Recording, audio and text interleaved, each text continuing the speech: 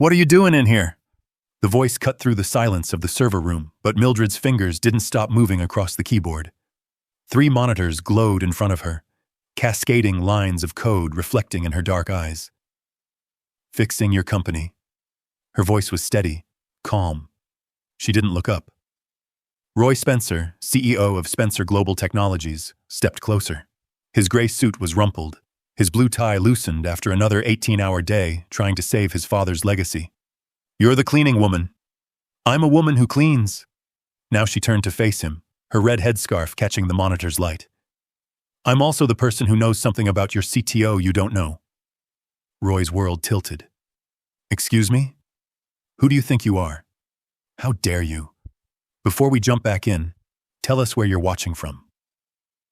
And if this story touches you, make sure you're subscribed, because tomorrow I've saved something extra special for you.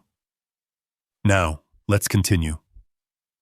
2 hours earlier, Roy had been alone in his office, staring at numbers that spelled the end of everything.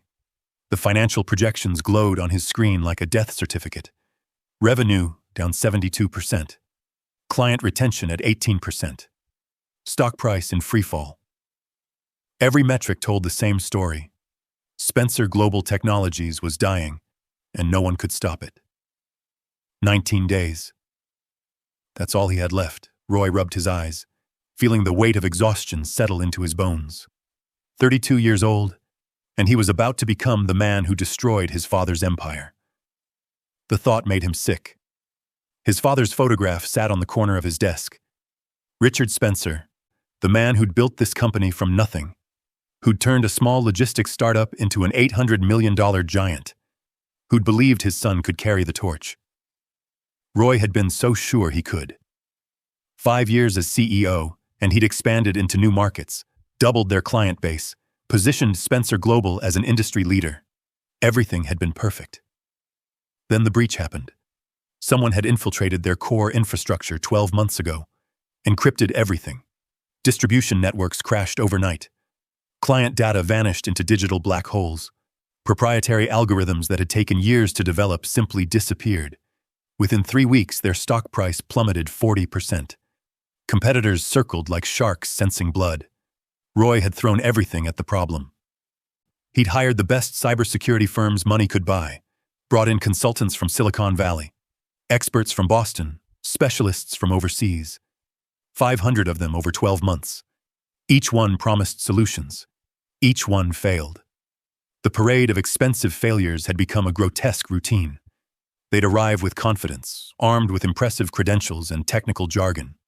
They'd examine the systems, run diagnostics, propose elaborate fixes. Then, weeks later, they'd leave with apologies and invoices. The breach remained. The company kept hemorrhaging. The worst part wasn't the failure. It was the betrayal. Someone inside Spencer Global had done this. Roy knew it in his gut. The breach was too precise, too targeted. Whoever orchestrated it knew their systems intimately. But he couldn't prove it. Couldn't even narrow down the suspects. Trust had become a luxury he couldn't afford. His phone buzzed.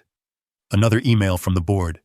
They wanted updates he didn't have, answers he couldn't provide. They were already discussing bankruptcy procedures, asset liquidation, severance packages. Some had started quietly shorting the stock. Roy closed the email without responding. He pulled up the preliminary bankruptcy documents his lawyers had prepared. Chapter 11, Filing. Restructuring Plans.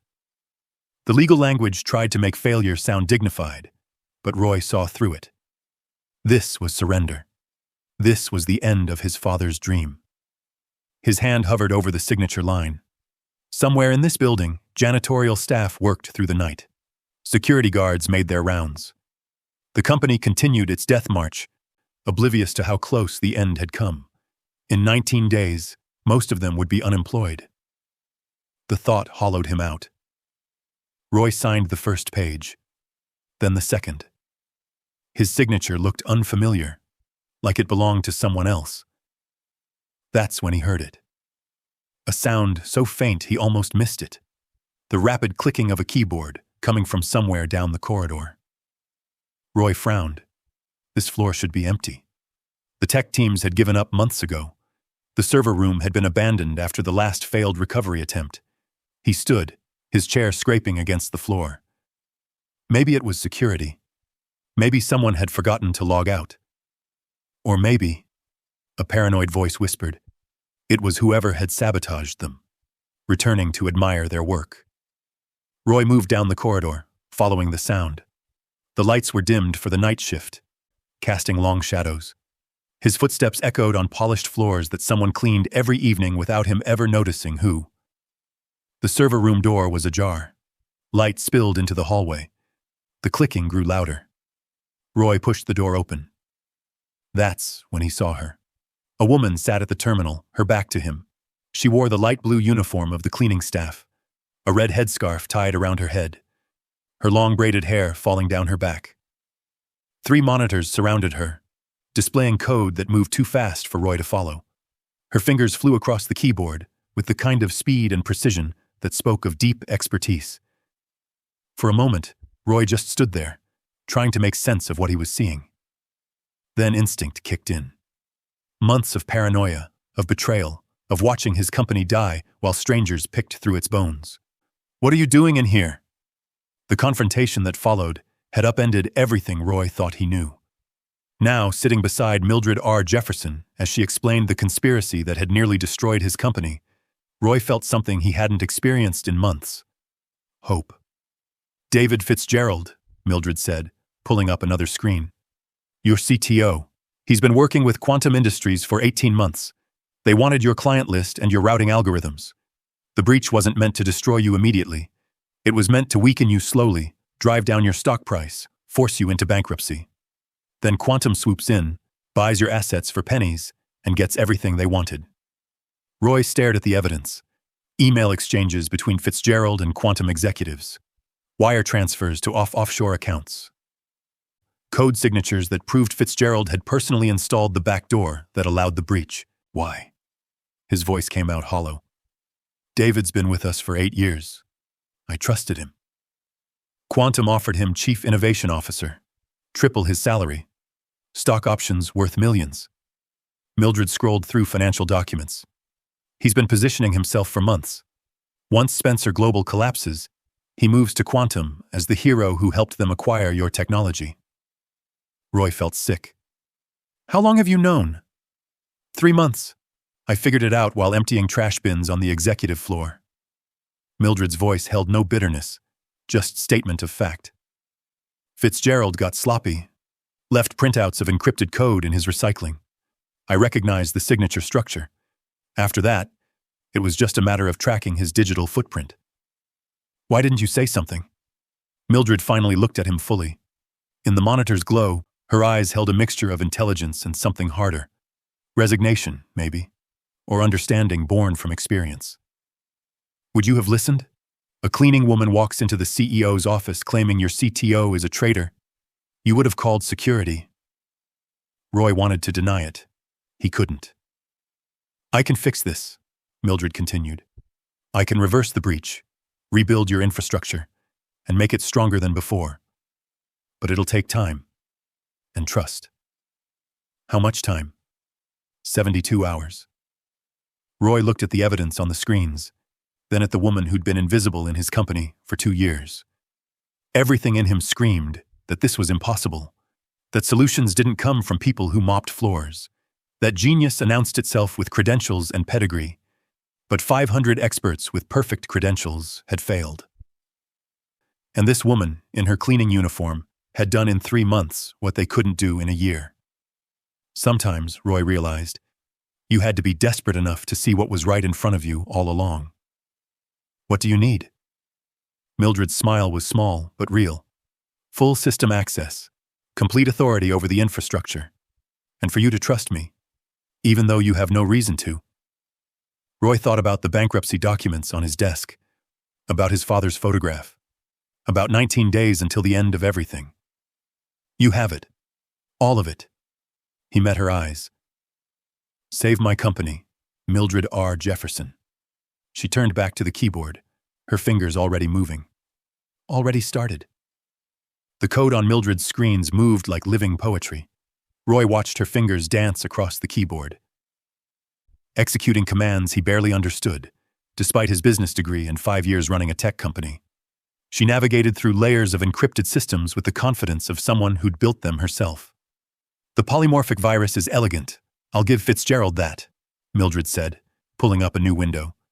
"It rewrites its own signature every 48 hours. That's why your consultants kept losing the trail.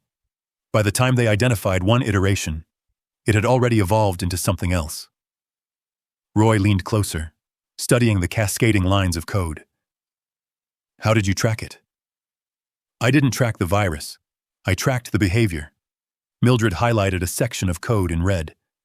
"Polymorphic malware can change its appearance, but it can't change its function. It still needs to communicate with its command server. Still needs to exfiltrate data. I mapped the network traffic patterns instead of chasing the code itself." "That's brilliant. It's basic cybersecurity theory. Your consultants were too focused on the sophisticated attack to see the simple solution." She pulled up another screen showing network logs.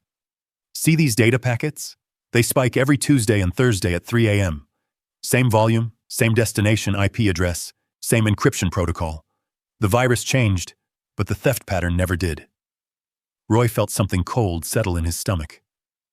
"You said Fitzgerald orchestrated this." "Not just orchestrated, he built it." Mildred opened a file directory, her fingers flying across the keys. "Your CTO is actually talented. The virus uses a custom encryption algorithm that's genuinely impressive, but he got arrogant. Left his fingerprints all over it." She pulled up lines of code, pointing to specific sequences. "This is his signature coding style. I've seen it in dozens of internal documents. He uses unconventional variable naming conventions. See this? Shadow King V7. That's not standard practice. It's ego." Roy stared at the evidence. His CTO, the man he'd trusted with the company's most sensitive systems, had destroyed everything from the inside. Why would David do this? Money, power, prestige. Mildred pulled up a series of emails she'd somehow accessed. Quantum Industries approached him 18 months ago, offered him Chief Innovation Officer, $3.5 million salary, stock options worth another $8 million. All he had to do was deliver your client database and your routing algorithms. The emails were damning. Roy recognized Fitzgerald's writing style, his turns of phrase. There were discussions about timing, about maximizing damage, about ensuring Spencer Global's stock price fell low enough for Quantum to acquire the company's assets cheaply. "He's been positioning himself as your potential savior," Mildred continued. "Notice how he kept recommending consultants who specialized in external threats. He made sure no one looked at internal sabotage. Every time someone got close to the truth, he redirected them." Roy's hands curled into fists. "I defended him. When the board wanted to replace him, I fought for him. He counted on that loyalty." Mildred's voice was matter-of-fact, without judgment. "You're not the first CEO to be betrayed by someone they trusted. You won't be the last." Roy looked at her, really looked at her, for the first time. She sat in her cleaning uniform, her red headscarf slightly askew from hours of work, surrounded by technology that had defeated the best minds he could hire. "Who are you really?" Mildred's hands paused on the keyboard. She turned to face him fully, and Roy saw intelligence in her eyes that should have been impossible to miss. How had he walked past this woman for 2 years and never seen it? "Mildred R. Jefferson, 3 master's degrees, computer science from Georgia Tech, cybersecurity from Carnegie Mellon, advanced mathematics from Berkeley." Her voice was steady, almost clinical. "I was on track for positions at tech firms you'd recognize. Had offers from 3 different companies. Then my mother got sick." She turned back to the screen, resumed typing. "Stage 4 cancer, no insurance. The medical bills started at $50,000 and climbed from there. I had to make a choice, pursue my career or take care of the woman who raised me alone after my father died." Roy felt something twist in his chest. "I'm sorry." "Don't be. I made my choice and I'd make it again." Mildred pulled up another section of code. "But choices have consequences. I needed immediate income. The kind of positions I qualified for required months of interviews, background checks, onboarding. My mother didn't have months. So you took a cleaning job." "I took the job that was available." She met his eyes again. Your company was hiring night shift janitorial staff. No lengthy application process, immediate start, decent pay. It kept my mother in treatment and kept me close enough to stay current with technology. I'd clean offices, then spend my breaks reading technical journals, practicing code, staying sharp. Roy thought about all the nights he'd worked late, never noticing the woman who emptied his trash. You applied here. You said you applied for a developer position. 2 years ago. Junior developer. Entry level. Mildred's voice held no bitterness, just statement of fact. I had all the qualifications, 3 master's degrees, published research, strong recommendations from my professors. Your HR department rejected me without an interview. Why? Mildred smiled that same knowing smile. The rejection email said my background didn't align with company standards. I assumed they meant I didn't go to the right schools, didn't have internships at the right companies, didn't fit whatever profile they were looking for. Roy felt shame burn through him. He'd built a company that valued pedigree over capability, that made assumptions about worth based on resumes instead of results. That's inexcusable. It's common, Mildred shrugged. I'm not the first qualified person to be overlooked because I didn't check the right boxes. Won't be the last. So I took the cleaning job, and I watched. Learned your systems from the ground up. Saw things your executives missed because they were too important to pay attention to the ground level. She pulled up a schematic of Spencer Global's entire infrastructure.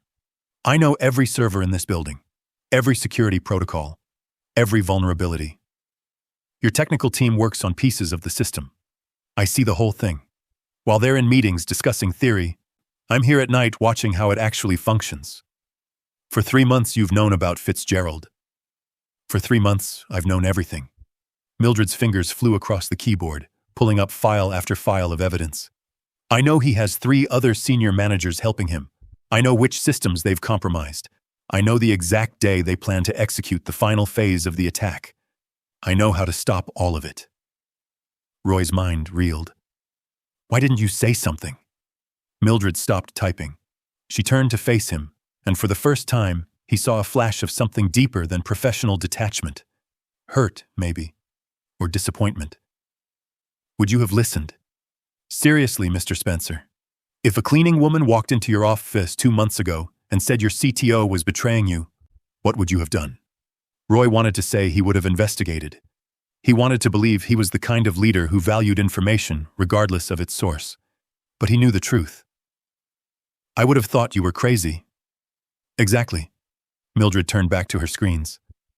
I've learned that people only see what they expect to see. You expected brilliance to come from consultants with prestigious credentials. You expected solutions to cost millions. You expected genius to wear expensive suits and carry designer briefcases. She gestured to her uniform. You didn't expect it to empty your trash cans. The words hit Roy like a physical blow. She was right. He'd been so blinded by his assumptions, so trapped in his expectations, that he'd overlooked the solution that had been in his building for 2 years. I'm sorry, he said, and meant it. I'm sorry we rejected you. I'm sorry no one listened. I'm sorry you've been invisible.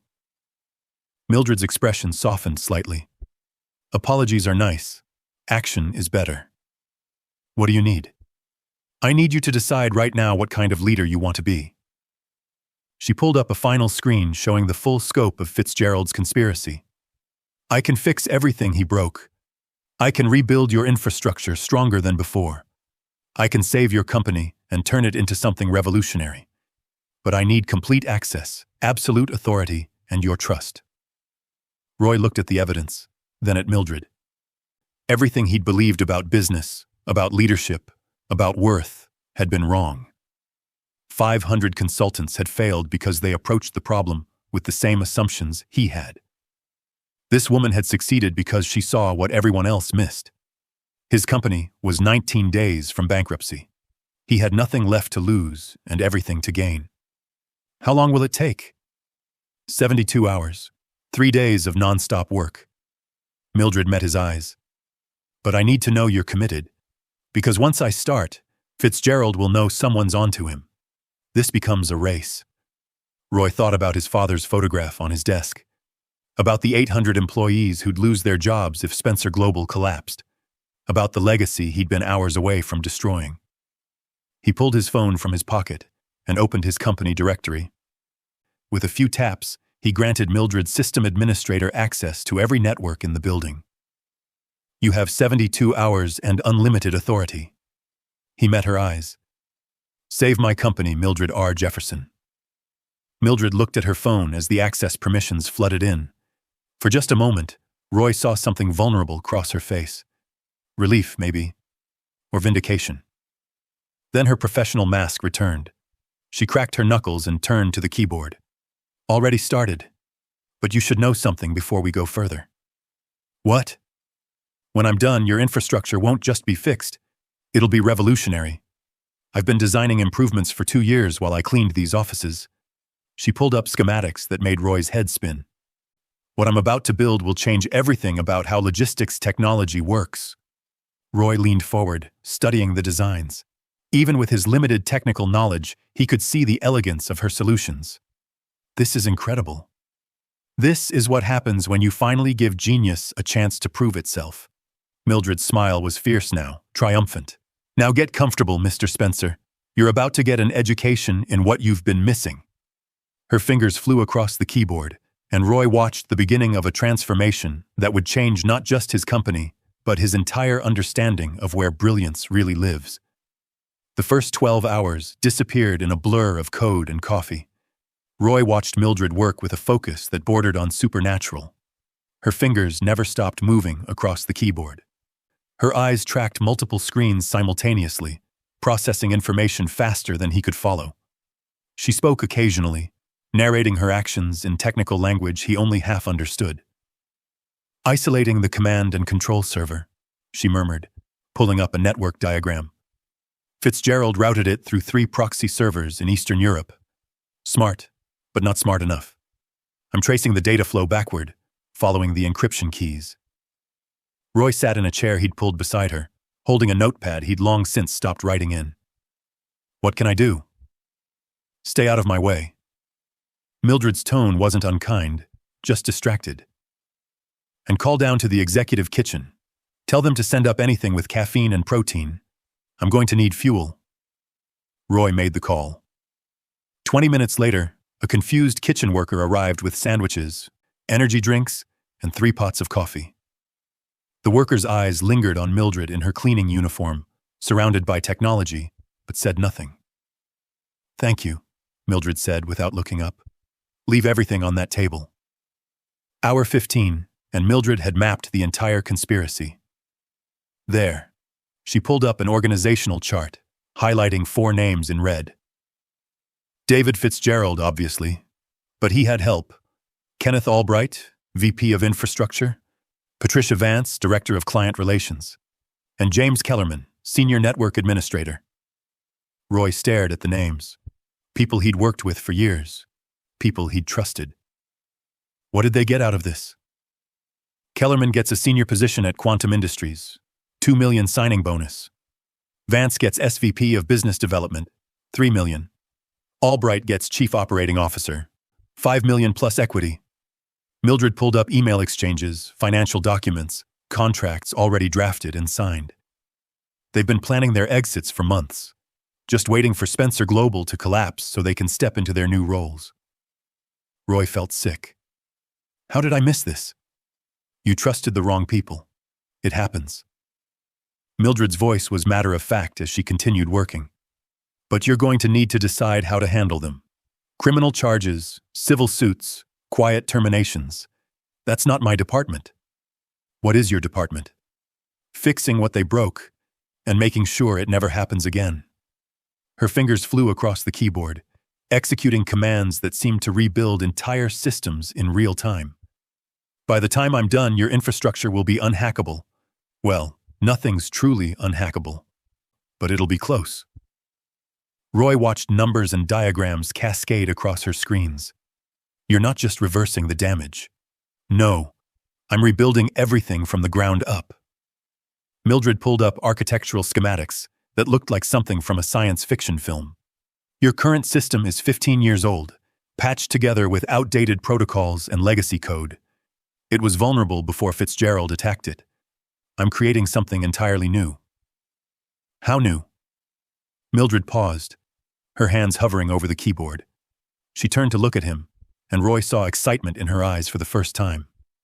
Revolutionary new, the kind of logistics infrastructure that doesn't exist anywhere in the world yet. Quantum computing integration, AI-driven routing optimization, blockchain-verified security. When I'm done, Spencer Global won't just recover, you'll leapfrog every competitor in the industry. Roy felt his breath catch. That's worth billions. That's worth changing everything. Mildred turned back to her screens. But first, I have to finish building it. So unless you're going to help, let me work. Hour 23, and the first interruption came. Roy had dozed off in his chair, exhausted from watching Mildred work through the night. He woke to voices at the server room door. Ma'am, you're not authorized to be in here. A security guard stood in the doorway, his hand on his radio. This is a restricted area. Mildred didn't look up from her screens. I have authorization. You're wearing a cleaning uniform. The guard stepped into the room. I'm going to need you to step away from those computers. Roy stood quickly, his body stiff from hours in the chair. She's here on my direct orders. The guard turned, surprised to see the CEO. Mr. Spencer, I didn't realize you were here, but company policy states that only technical staff can access the server room. I'm changing company policy. Roy moved to stand beside Mildred. Ms. Jefferson has full system access and complete authority to work on our infrastructure. Anyone who questions that can take it up with me personally. The guard hesitated, clearly confused. Sir, I'm just following protocol. I understand, but protocols change. Effective immediately, Mildred Jefferson has unrestricted access to every server room, every system, and every network in this building. Is that clear? Yes, sir. The guard backed toward the door. I'll update the access logs. After he left, Mildred glanced at Roy. That was interesting. What was? You defending the cleaning woman to your security staff. She returned to her work, but Roy caught the hint of a smile. People are going to talk. Let them talk. Roy settled back into his chair. I'm more interested in you saving my company. Hour 36, and exhaustion was setting in. Roy had left briefly to shower and change clothes in his office bathroom. He'd tried to convince Mildred to take a break, but she'd refused. When he returned with fresh coffee and breakfast from a nearby cafe, she was exactly where he'd left her. You need to rest, Roy said, setting food beside her keyboard. I need to finish. Mildred grabbed a sandwich without looking at it, taking bites between typing commands. We're in the critical phase. The old system is offline. The new one is building. If I stop now, if I make a mistake, everything crashes. Roy watched her work, seeing the dark circles under her eyes, the slight tremor in her hands from too much caffeine and too little sleep. When was the last time you slept? 2 days ago, I'm fine. You're not fine, you're running on fumes. So are you. Mildred finally paused, turning to look at him. You've been here the entire time, watching me work. When did you last sleep? Roy realized he couldn't remember. That's different. How? I'm just watching. You're actually doing something. Mildred studied him for a long moment. You're learning. That's not nothing. Most CEOs would have left hours ago, trusted me to handle it. You stayed. You're trying to understand. I want to understand. I need to understand how I could have been so blind. Roy leaned forward, his voice intense. You've been here for 2 years. 2 years, Mildred, and I never saw you, never noticed. How many other people in this building have skills I'm overlooking? How many other Mildreds are out there cleaning my offices while they could be changing the world? That's a question you should have asked yourself before now. Mildred's voice was gentle but firm. But at least you're asking it. She turned back to her screens, but continued talking as she worked. You want to know why I stayed? Why I kept cleaning your floors instead of going somewhere else? Yes. Because I hoped someone would eventually see me.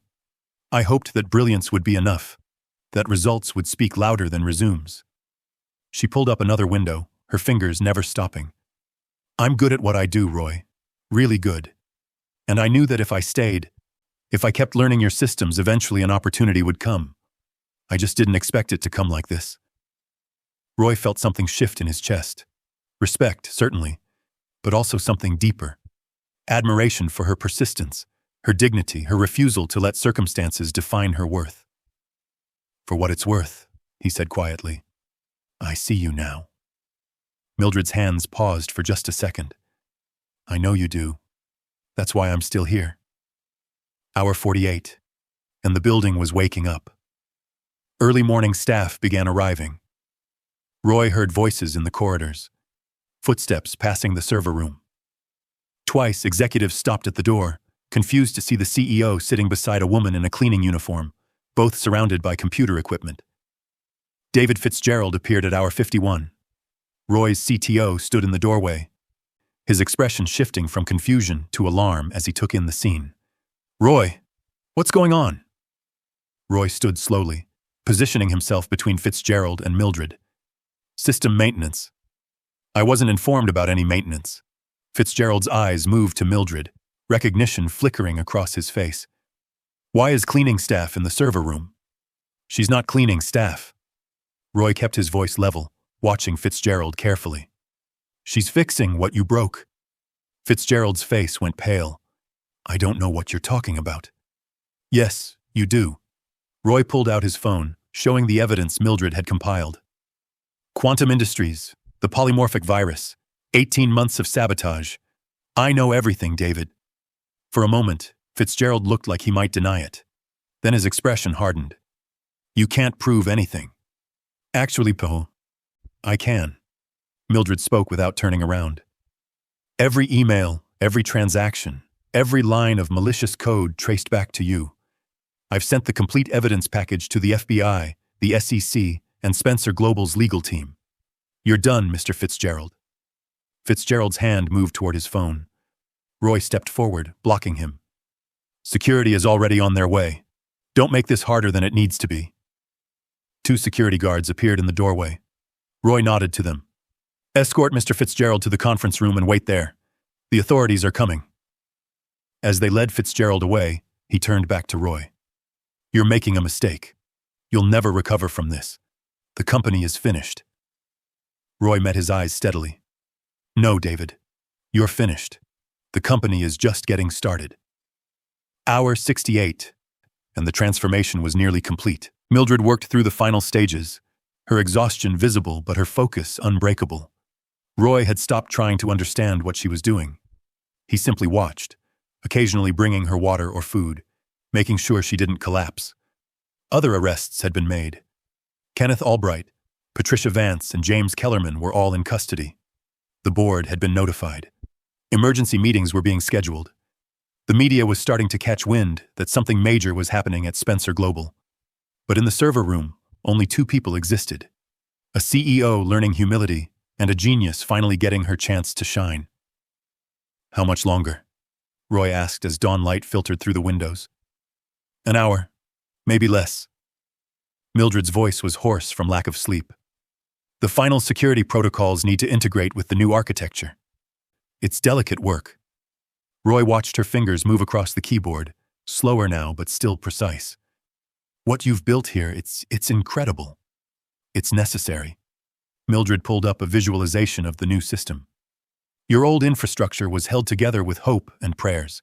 This is enterprise-grade, military-level security integrated with next-generation logistics algorithms. Your operational costs will drop 60%. Efficiency will triple.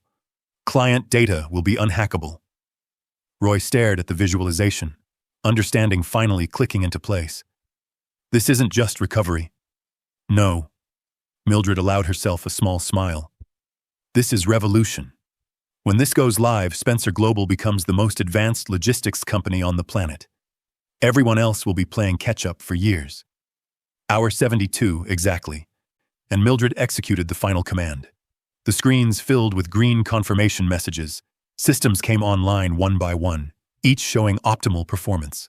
The new infrastructure hummed to life, elegant and powerful. Everything Spencer Global had needed and more. Mildred leaned back in her chair, her hands finally still.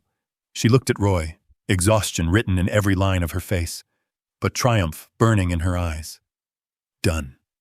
Then she closed her eyes and slept. Mildred slept for exactly 4 hours. Roy had moved her to the couch in his office, draping his suit jacket over her like a blanket. He'd stood guard at the door, turning away anyone who tried to enter, fielding urgent messages from board members and executives who'd heard rumors of arrests and system overhauls. When Mildred woke, she sat up slowly, rubbing her eyes. Her red headscarf had come loose during sleep, and her braided hair fell across one shoulder. For a moment, she looked vulnerable. Then her eyes focused, and the steel returned. "The systems," she said immediately. "I need to monitor the transition." "They're perfect." Roy handed her a tablet showing real-time analytics. "Everything came online exactly as you designed. No errors, no failures. It's working, Mildred. It's actually working." She studied the data, her expression shifting from concern to satisfaction. Operational efficiency is at 312% of previous benchmarks. Response times are down 87%. System redundancy is optimal. She looked up at him. "We did it. You did it." Roy sat on the edge of his desk. "I just watched. You trusted me. That's not nothing." Mildred stood, stretching muscles stiff from sleep and 3 days of relentless work. "What's the fallout?" Roy pulled up news alerts on his computer. "Fitzgerald, Albright, Vance, and Kellerman are in FBI custody. Federal prosecutors are building cases for corporate espionage, wire fraud, and conspiracy. The board is demanding an emergency meeting in 2 hours. And somehow, the media already knows something big is happening." As if on cue, his phone lit up with notifications. Financial news outlets reporting unusual activity at Spencer Global Technologies. Stock trading temporarily halted pending major announcement. Speculation about leadership changes and potential acquisition. "Your stock price is recovering," Mildred noted, reading over his shoulder. "It jumped 12% in pre-market trading. Someone leaked that the cybersecurity crisis has been resolved." "More than resolved." Roy pulled up client communications. "We've had 17 companies reach out this morning. Clients who were planning to leave are suddenly interested in staying. 3 new prospects want presentations. Everyone wants to know what we've done." Mildred's phone buzzed. She glanced at it and raised an eyebrow. "I'm getting emails sent to your system administrator account. Apparently, I'm listed as Chief Systems Architect now." Roy had the grace to look slightly embarrassed. "I updated your title and credentials in our directory while you slept. Seemed like the least I could do." "The least you could do is pay me accordingly." "Already handled. HR is drawing up a compensation package. You'll review it before the board meeting." Mildred studied him for a long moment. "You're different than you were 3 days ago." 3 days ago, I was about to sign bankruptcy papers and destroy my father's legacy because I was too blind to see the solution in front of me." Roy met her eyes. "You changed everything, Mildred. Not just the company. Me." Before she could respond, his assistant knocked on the door. "Mr. Spencer? The board is gathering early. They're requesting you and Ms. Jefferson join them immediately." Roy looked at Mildred. "Ready?" "Not really." She touched her headscarf self-consciously. "I'm still wearing a cleaning uniform." "You're wearing the uniform of someone who saved an $800 million company from collapse." Roy opened a closet in his office, pulling out a garment bag. "But just in case, I had my assistant bring options. You're approximately the same size as my sister." Mildred took the bag, something soft crossing her face. "Thank you. Thank you for giving me a chance to see past my own prejudices." 20 minutes later, Mildred emerged from his private bathroom, wearing a tailored navy pantsuit that fit perfectly. She'd rewrapped her headscarf and looked every inch the professional she'd always been. Roy found himself staring. "What?" Mildred asked. "Nothing. You look ready to face down a room full of executives who've underestimated you." "I've been ready for that my entire life." Mildred picked up the tablet containing her presentation materials. "Let's go show them what they've been missing." The boardroom fell silent when they entered. 12 board members sat around the long conference table, their expressions ranging from confusion to hostility. Roy recognized the look. They'd heard about the arrests, about systems being rebuilt, about a cleaning woman somehow at the center of everything. They didn't understand, and people who don't understand tend to get defensive. Gentlemen, ladies, Roy remained standing at the head of the table. I know you have questions. Before we begin, I need to introduce someone who most of you have never properly met, despite her working in this building for 2 years. He gestured to Mildred. This is Mildred R. Jefferson. She holds 3 master's degrees in computer science, cybersecurity, and advanced mathematics. Over the past 72 hours, she identified a conspiracy to destroy this company, exposed 4 senior executives working with our competitors, and rebuilt our entire technological infrastructure from the ground up. What she's created will revolutionize the logistics industry. Board member Richard Lawson, a silver-haired veteran of 3 decades in business, spoke first. With all due respect, Roy, we've heard she's a member of the janitorial staff. How exactly did a cleaning woman accomplish what 500 consultants could not? By being smarter than all of them combined. Roy's voice was sharp. And by noticing details that people with prestigious credentials were too arrogant to see. Another board member, Elizabeth Tran, leaned forward. We're not questioning her intelligence, Roy. We're questioning the chain of command. Why weren't we informed? Why did you give system-wide access to someone outside our technical team? Because everyone on our technical team either failed to solve the problem or was actively part of the conspiracy. Roy pulled up David Fitzgerald's arrest photo on the screen. Our CTO orchestrated this entire crisis. 3 other senior managers helped him. They were preparing to let this company collapse so they could take positions at Quantum Industries after our competitors bought our assets. The room erupted. Board members talking over each other, demanding details, expressing shock and anger. Roy let them vent for a moment before raising his hand for silence. Ms. Jefferson will present her findings. Then we'll discuss next steps. He nodded to Mildred. The floor is yours.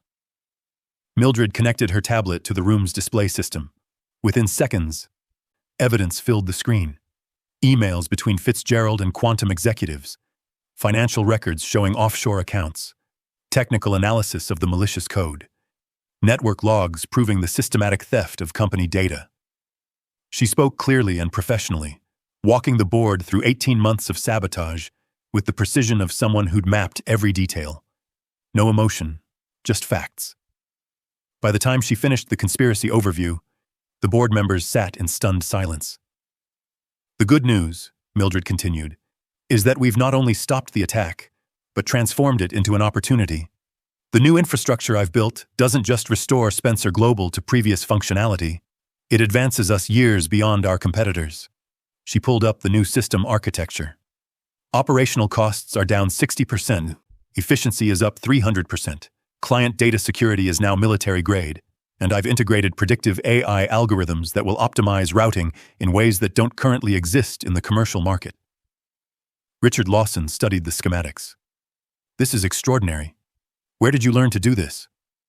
Georgia Tech, Carnegie Mellon, Berkeley. Mildred's voice remained neutral. Plus 2 years of watching your company operate while everyone assumed I was just emptying trash cans. Elizabeth Tran had the grace to look uncomfortable. Ms. Jefferson, I owe you an apology. We all do. Can I ask why you didn't report what you'd discovered earlier? Mildred glanced at Roy before answering. Would you have listened? Honestly, Ms. Tran. If I'd walked into this boardroom 2 months ago in my cleaning uniform and accused your CTO of corporate espionage, what would you have done? The silence that followed was damning. Exactly what I thought, Mildred said quietly.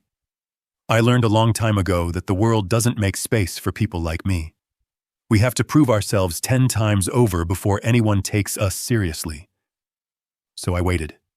I documented everything, and when the opportunity finally came, I was ready. Roy stepped forward. Which brings me to my next point. The person who saved this company shouldn't be thanked and sent back to cleaning floors. She should be leading our technology division. Roy, another board member interjected, we appreciate what Ms. Jefferson has done, but surely you're not suggesting we make her CTO. She has no executive experience, no track record of management. She has results. Roy's voice was hard. She has the technical expertise we desperately need. And she has something none of our previous executives had. Integrity. I'm not asking for your approval. I'm informing you of a decision I've already made. Mildred Jefferson is our new Chief Technology Officer, effective immediately." The room erupted again. Some board members nodded agreement. Others looked skeptical. Richard Lawson raised his hand for quiet. "What kind of compensation package are we talking about?" Roy slid a folder across the table. "Base salary of $2.5 million, performance bonuses tied to company growth, and equity worth approximately $8 million at current valuation. Significantly more when the market realizes what we've built." Elizabeth Tran studied the numbers. "This makes her one of the highest-paid executives in the company. It makes her appropriately compensated for literally saving us from bankruptcy." Roy met each board member's eyes. "I'm open to discussion on many things. This isn't one of them." After a long moment, Richard Lawson nodded. "I move that we approve Ms. Jefferson's appointment as Chief Technology Officer with the proposed compensation package." "Seconded," Elizabeth Tran said quietly. The vote was 8-4 in favor. Not unanimous, but enough. As board members began discussing next steps for prosecution, media strategy, and client communications, Roy caught Mildred's eye. She looked composed, professional, but he saw the slight tremble in her hands as she gathered her materials. 5-minute recess, Roy announced. "Everyone take a breath." He guided Mildred to a small conference room adjacent to the boardroom. Once the door closed, she leaned against the wall, closing her eyes. "That was intense," she said. "You were perfect." Roy stood beside her, close enough to feel the exhaustion radiating from her. "Are you okay?" "I just became a millionaire CTO because I refused to accept invisibility." Mildred opened her eyes, looking at him. "Am I okay? I honestly don't know. This doesn't feel real." "It's real. You earned it. Every single part of it." Roy hesitated, then asked the question that had been haunting him. "Why did you stay? Really? You could have gone anywhere else, applied to other companies, found a place that appreciated your skills. Why stay here and clean floors?" Mildred was quiet for a long moment. "Because leaving felt like admitting defeat. Because I'd applied here first, before my mother got sick, and being rejected felt personal. And because part of me hoped that if I stayed, if I kept proving myself through my work, eventually someone would see me." She met his eyes. "I didn't expect it to take 2 years. I didn't expect it to happen like this. But I never stopped hoping." Roy felt something crack open in his chest. "I'm sorry it took me so long. You saw me when it mattered. That's enough." Mildred pushed away from the wall. "Now we have to go back in there and convince a room full of skeptics that a former cleaning woman can lead a technology division." "Not a former cleaning woman." Roy opened the door for her. "A brilliant executive who happened to start in an entry-level position because that's what life demanded. There's a difference." Mildred smiled, the first genuine smile he'd seen from her. "You're learning." "I had a good teacher." They returned to the boardroom together, and Roy couldn't shake the feeling that something fundamental had shifted between them. Respect had always been there, but now there was something else. Partnership. Trust. And underneath it all, the beginning of something neither of them were quite ready to name. The board meeting continued for 3 more hours. By the end, Spencer Global had a new CTO, a plan for going public with the conspiracy, and a strategy for capitalizing on their technological revolution. And Roy Spencer had learned the most expensive lesson of his life. Brilliance doesn't announce itself with credentials and pedigree. Sometimes it arrives in a cleaning uniform, waiting patiently for someone to finally open their eyes. The press conference was scheduled for 2 p.m. the following day. Roy had 12 hours to prepare for the public announcement that would change everything. But first, he had to survive the full board meeting. The room had filled since the initial emergency session. In addition to the 12 board members, senior executives from every division crowded around the perimeter. VP of Operations, Chief Financial Officer, Head of Human Resources, General Counsel. All the people who'd walked past Mildred for 2 years without seeing her. Now she stood at the front of the room in her borrowed navy suit, a laser pointer in her hand, facing the people who'd rejected her application without a second thought. Let's begin with the technical analysis, Mildred said, her voice steady and professional. She pulled up a 3D network diagram on the massive screen. The breach occurred in 3 phases over 18 months. Phase 1 established backdoor access through compromised administrator credentials. Phase 2 deployed the polymorphic virus. Phase 3 initiated systematic data exfiltration, timed to maximize damage while avoiding detection. She walked through each phase with surgical precision, showing code samples, network logs, and forensic evidence. The technical detail was overwhelming, but her explanations made complex concepts accessible even to board members without engineering backgrounds. The virus was designed to mimic legitimate system processes, Mildred continued. It rewrote its signature every 48 hours, which is why your consultants kept losing the trail. They were looking for a static threat. This was dynamic, adaptive, and extremely sophisticated. Board member Gerald Morrison, a venture capitalist who'd made his fortune in the 1990s tech boom, raised his hand. Ms. Jefferson, you're telling us that 500 consultants from top firms missed what you found while cleaning offices? Yes, sir. Forgive my skepticism, but that seems unlikely. Morrison leaned forward. How do we know you didn't plant this virus yourself? Create a problem you could solve to make yourself look like a hero? The room went silent. Roy felt anger surge through him, but before he could respond, Mildred smiled calmly. That's a fair question, Mr. Morrison. Let me address it with evidence. She pulled up a new screen showing detailed timestamps. The initial breach occurred 22 months ago. I was hired 18 months ago. Here are the network logs from the breach date, showing the exact time and IP address of the intrusion. Cross-referenced with employment records, I was still living in Atlanta, caring for my mother, who was undergoing chemotherapy. She pulled up medical records, carefully redacted to protect privacy, but showing dates and locations. Here's documentation proving I was at Emory University Hospital on the day of the breach.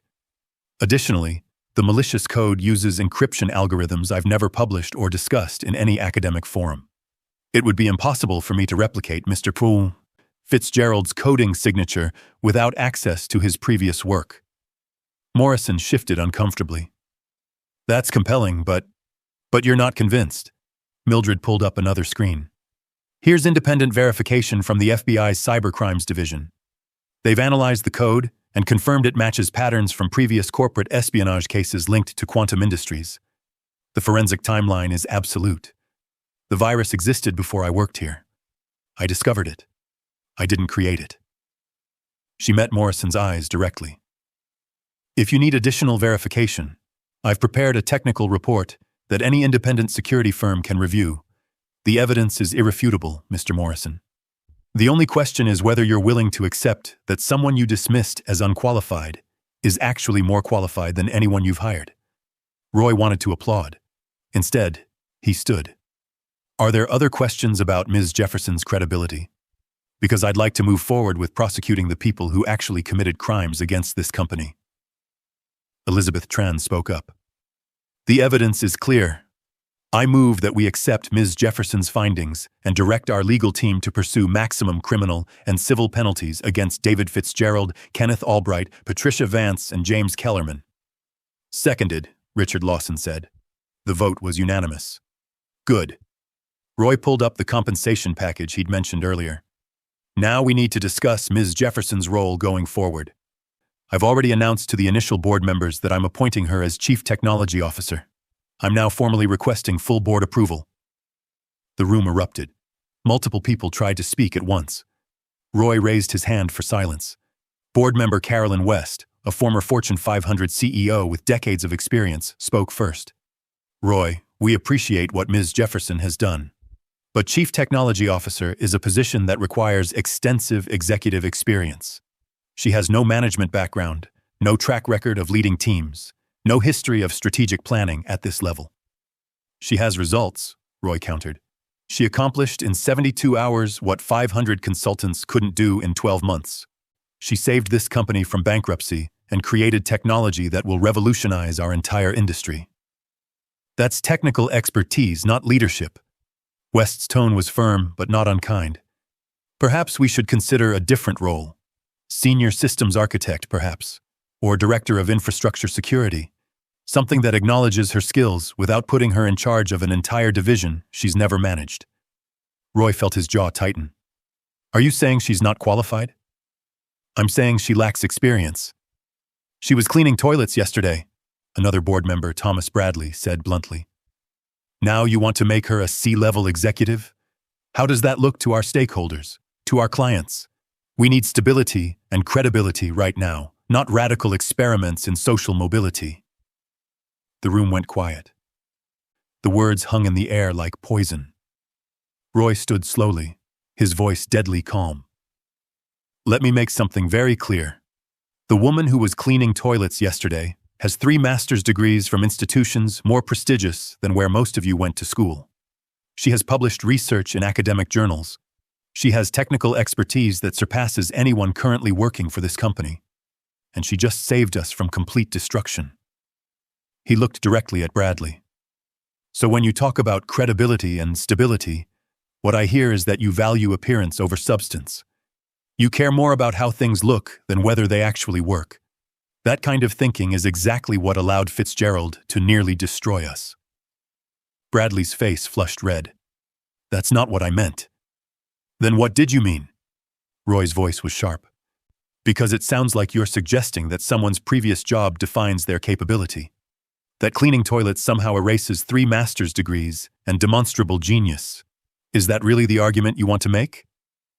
Mildred touched Roy's arm gently. It's okay. Let me address this. She turned to face the board, her expression serene despite the tension. Mr. Bradley, Ms. West, I understand your concerns. Executive leadership is about more than technical skill. It's about vision, management, strategic thinking, and the ability to inspire teams. You're right that I haven't held a leadership position before. She paused, letting that acknowledgement settle. But I've been leading without authority for 2 years. I identified problems no one else saw. I developed solutions no one else could create. I documented everything with meticulous detail. I waited for the right moment and executed flawlessly when that moment came. That's strategic thinking. Mildred pulled up organizational charts showing the restructuring she'd already planned. I've spent 2 years watching every team in this building.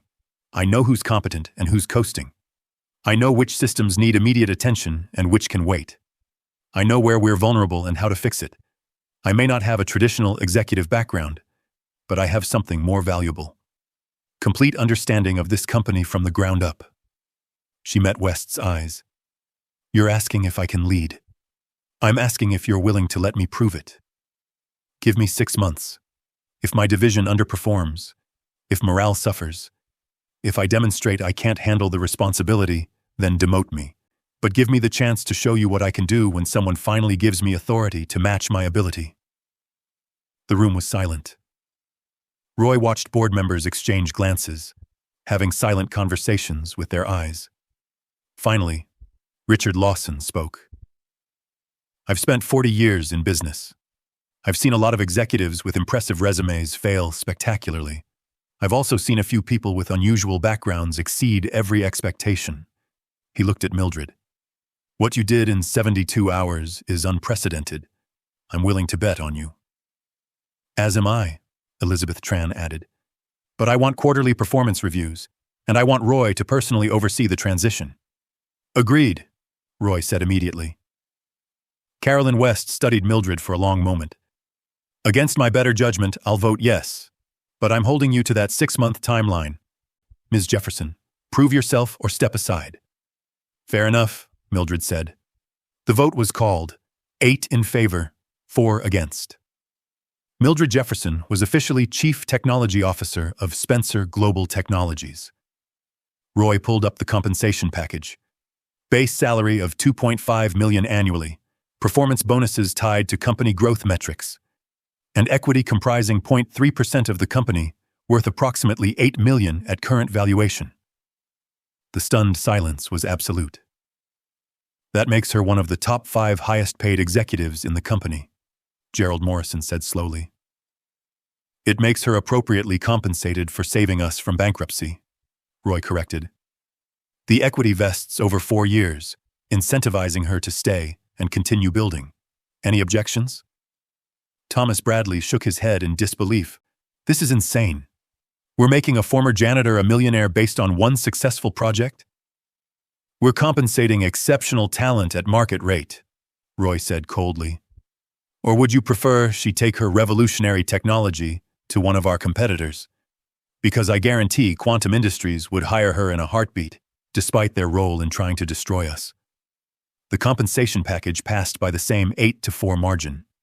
As the meeting continued with discussions of legal strategy and press messaging, Roy noticed movement outside the boardroom windows. Security personnel were escorting someone in handcuffs through the corridor. David Fitzgerald. Roy excused himself and stepped outside. His former CTO looked haggard, his expensive suit rumpled, his face pale with fear and anger. Roy, Fitzgerald said desperately, you're making a mistake. Whatever that woman told you, it's not the full story.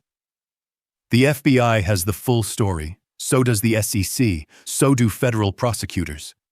Roy kept his voice level. You tried to destroy my father's legacy, David. You betrayed people who trusted you. For what? Money?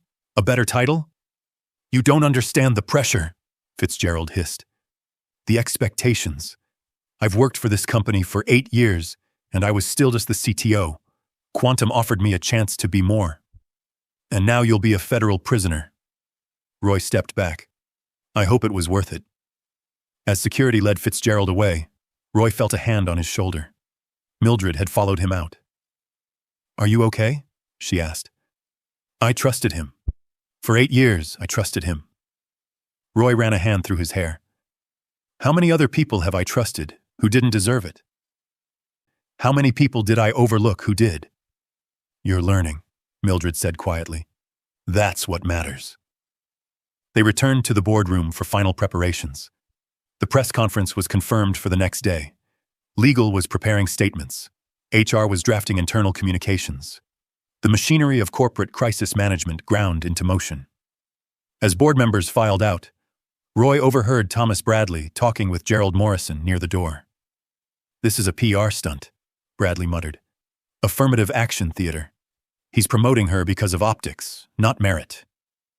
Maybe, Morrison replied. But if she fails, it's on Roy's head.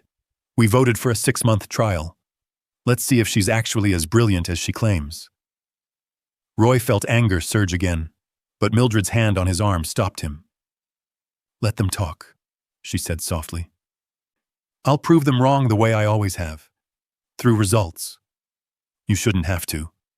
But I do, that's reality. Mildred gathered her materials. The question isn't whether I'll face skepticism. The question is whether you can handle watching people doubt me and resist offering their respect. Roy met her eyes. I can handle it. The question is whether you can forgive me for not seeing you sooner. I already have, Mildred said. Now let's go change the world. The press conference went viral within an hour. Made to millionaire CTO in 72 hours, how one woman saved an $800 million company, blared across news sites. The photos told the story better than words. Mildred in her cleaning uniform beside images of her in the borrowed Navy suit, standing next to Roy at the podium, explaining technical concepts to a room full of journalists. Social media exploded. Half the internet celebrated her as an inspiration. The other half questioned everything. Roy sat in his office 3 days after the press conference, scrolling through reactions on his tablet. Tech industry publications had picked up the story, and the response was exactly what he'd feared.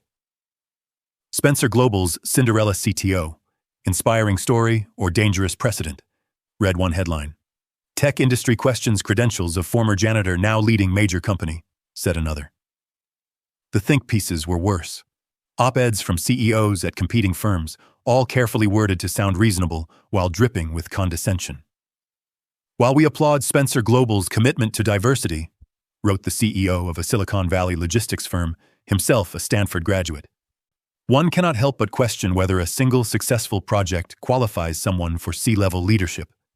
The technology sector requires rigorous expertise that typically comes from years of progressive responsibility. Another CEO, this one from MIT, was more direct.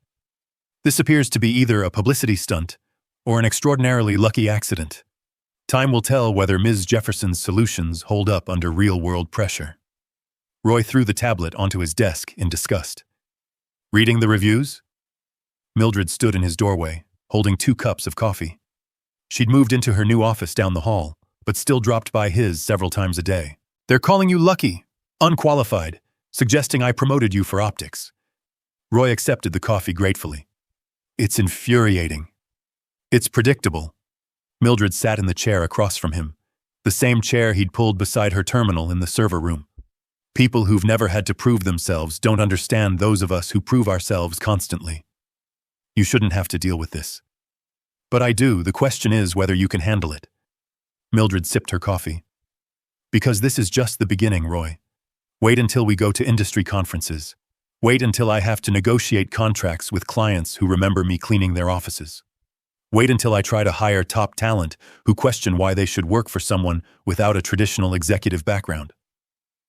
Roy started to respond, but his assistant knocked on the door. Mr. Spencer, Kyle Hendricks is here.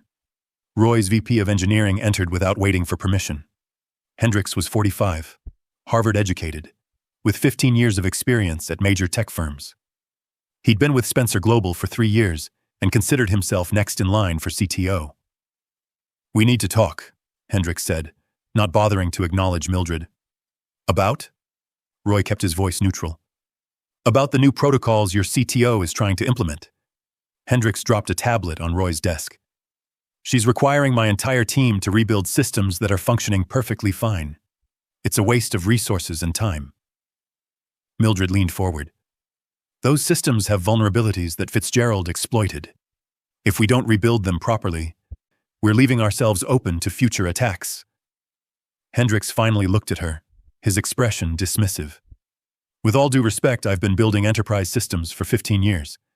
I think I know more about infrastructure security than someone who was mopping floors 6 months ago.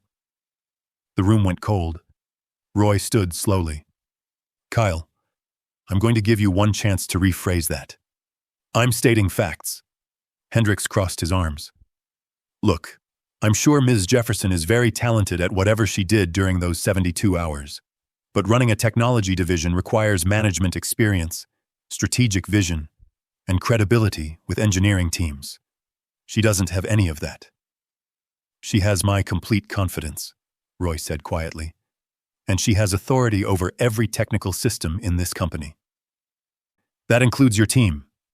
Then you have a problem, because my team won't follow her. Hendricks leaned forward. Half of them are already updating their resumes. They didn't sign on to work for someone whose primary qualification is being in the right place at the right time. Mildred stood, her voice calm but firm. Mr. Hendricks, your team can update their resumes, or they can implement the security protocols that will keep this company safe. Those are the only 2 options. But if they choose to leave because they can't accept my authority, then they're not the kind of engineers Spencer Global needs. You can't fire my entire division. I won't have to, because you're fired. Roy's voice cut through the room like ice. Effective immediately. Security will escort you out. HR will contact you about severance. Hendricks's face went purple. You're firing me? For refusing to follow orders from an unqualified... Be very careful how you finish that sentence, Roy warned. You're already done here. Don't make it worse. 2 security guards appeared at the door. Roy must have signaled them somehow. Hendricks looked between Roy and Mildred, then grabbed his tablet and stormed out. After he left, Mildred sat back down heavily. That was dramatic. That was necessary. Roy pulled up his phone, typing a message. I'm sending a company-wide email right now.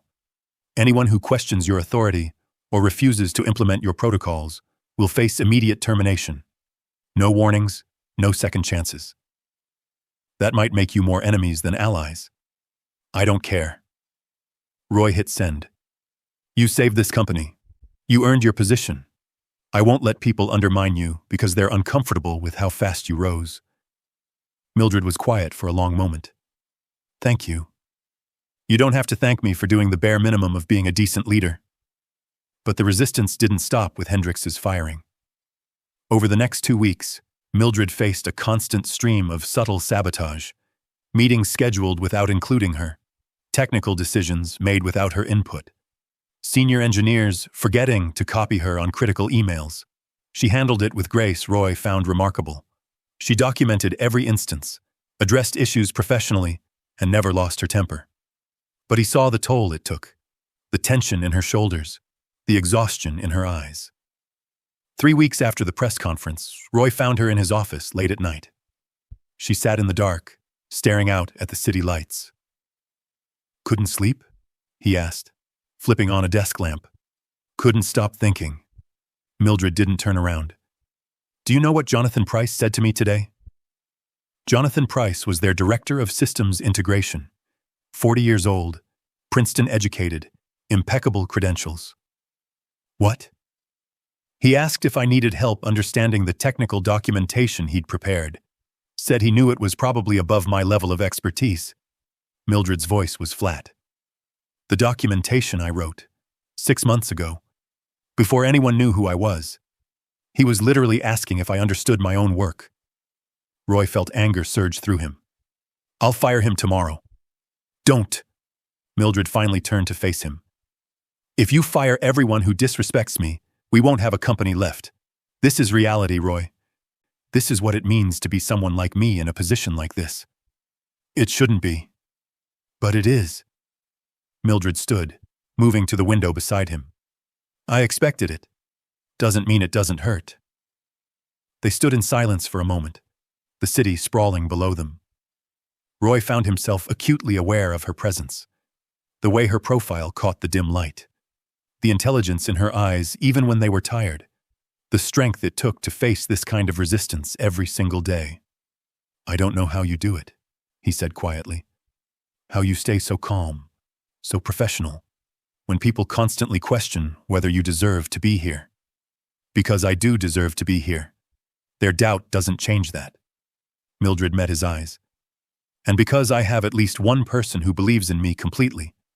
That matters more than you know." Roy felt something shift in his chest. They were standing close, closer than professional distance required. He could see flecks of gold in her dark eyes, see the slight curve of her lips, see intelligence and strength and something else he was afraid to name. "Mildred," he started, then stopped. What could he say? That he thought about her constantly? That he admired her more than anyone he'd ever met?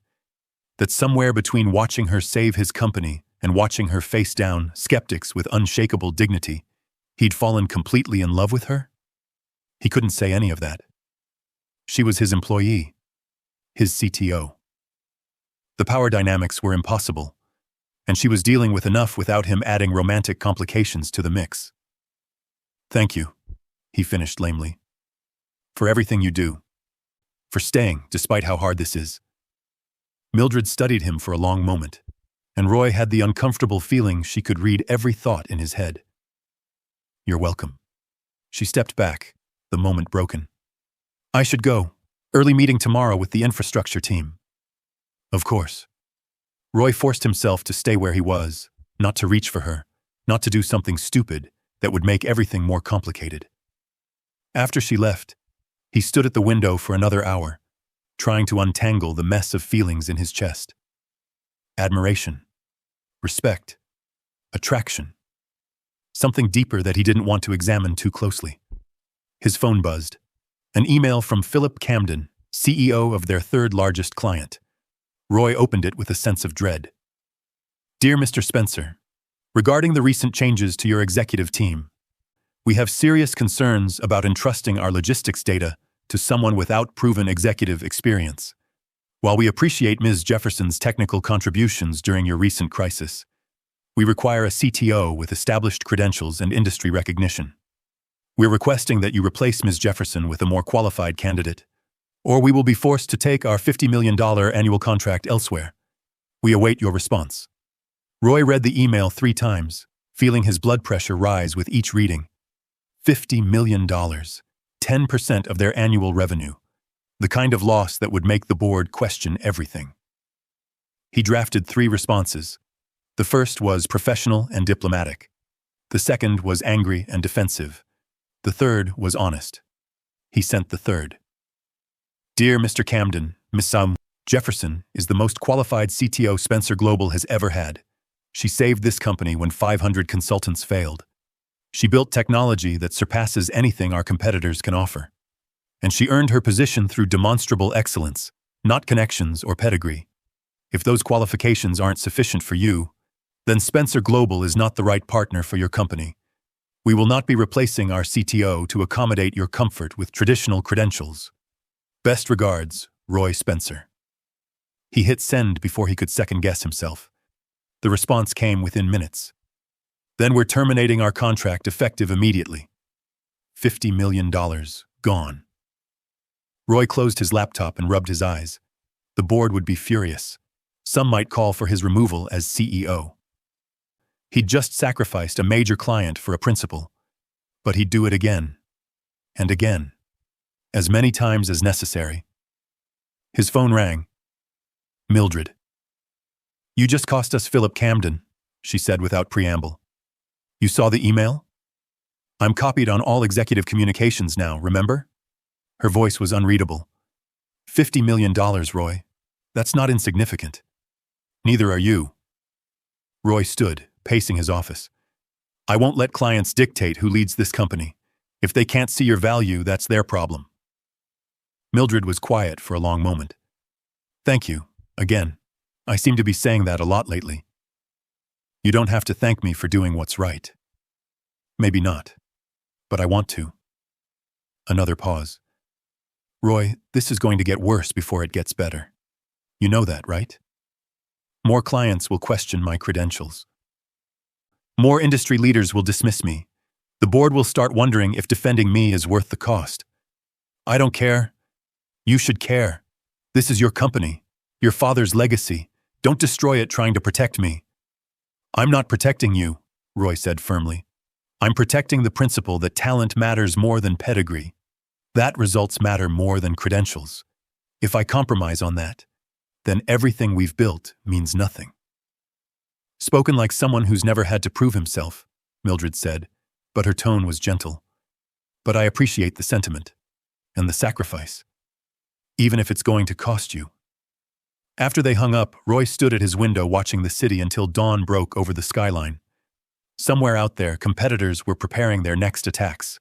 Clients were reconsidering their contracts. Industry leaders were sharpening their criticisms. His phone buzzed again. This time, an email from Quantum Industries' legal team. The subject line made his stomach drop. Notice of intellectual property lawsuit. Roy opened it with shaking hands. Quantum Industries was suing Spencer Global for $500 million, claiming that Mildred's revolutionary technology belonged to them through David Fitzgerald's industrial espionage.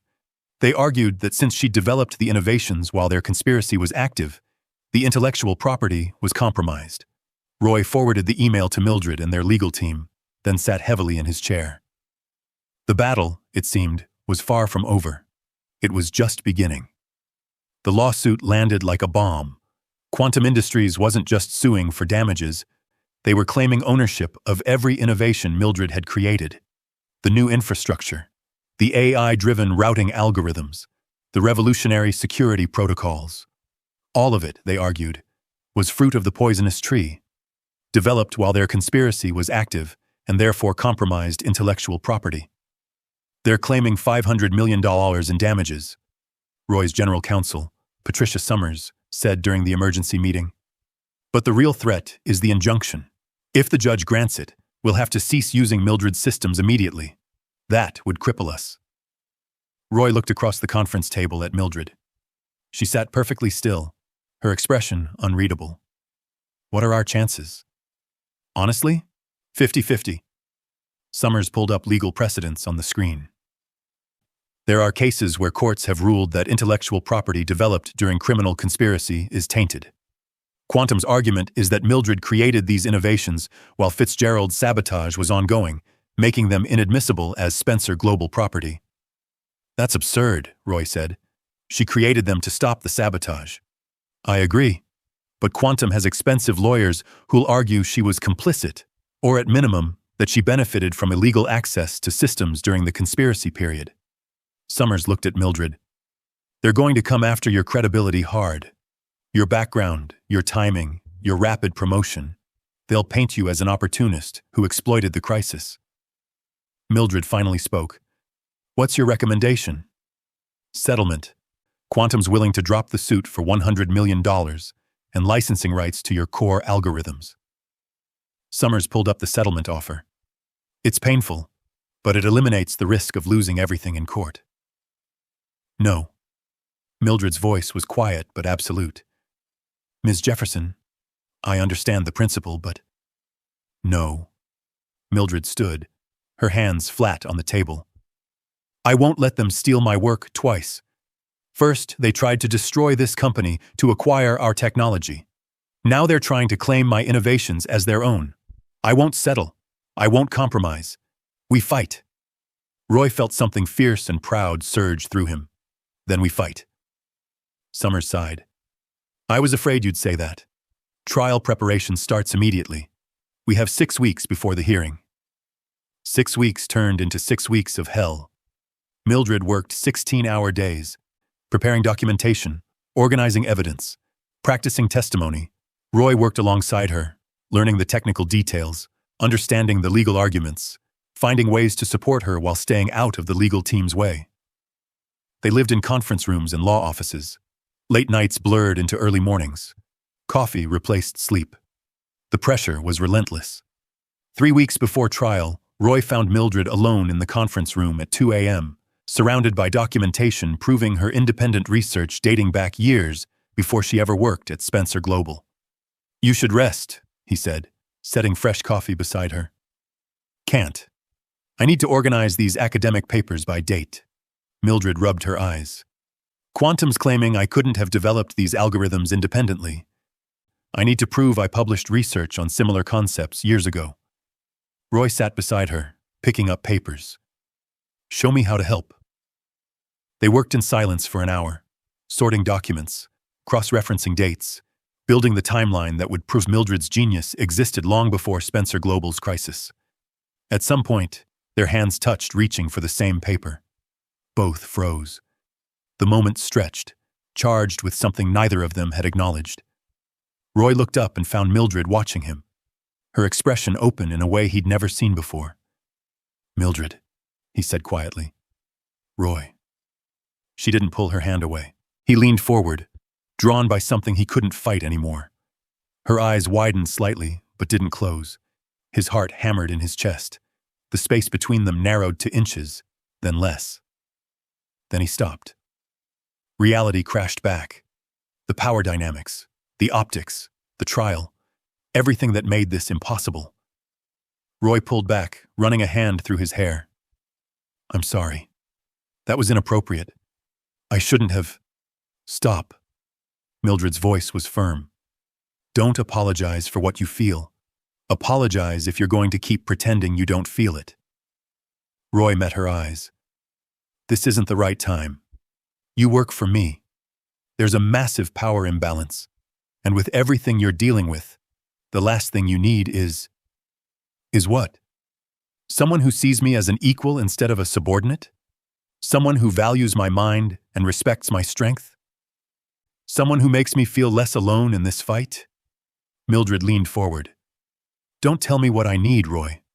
I've spent my entire life with people telling me what I should want, where I belong, what's appropriate for someone like me. I don't want to complicate your life more than it already is. Then don't. But also don't pretend there's nothing between us.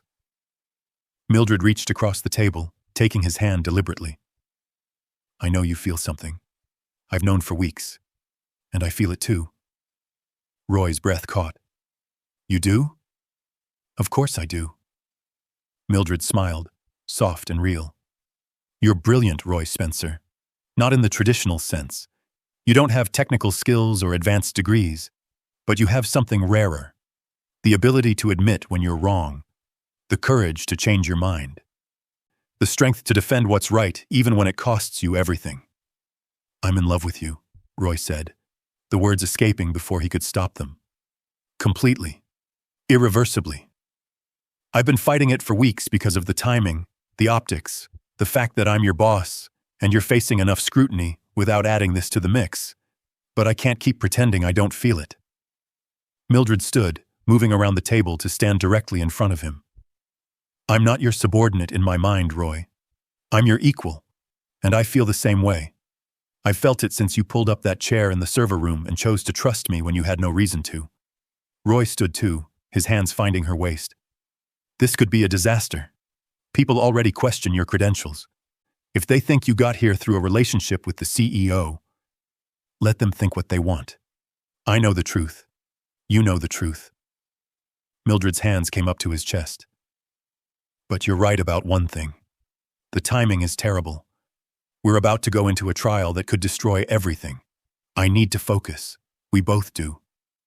So what do? We wait. Mildred leaned forward, her forehead resting against his. We get through the trial. We prove Quantum wrong. We protect what we've built. And then, when this is over, we figure out what this is between us. I don't know if I can wait that long. You can, because you're stronger than you think. Mildred pulled back slightly, looking up at him. But maybe we don't have to wait for everything. She kissed him. It was soft at first, tentative. Both of them testing the reality of what they'd only imagined.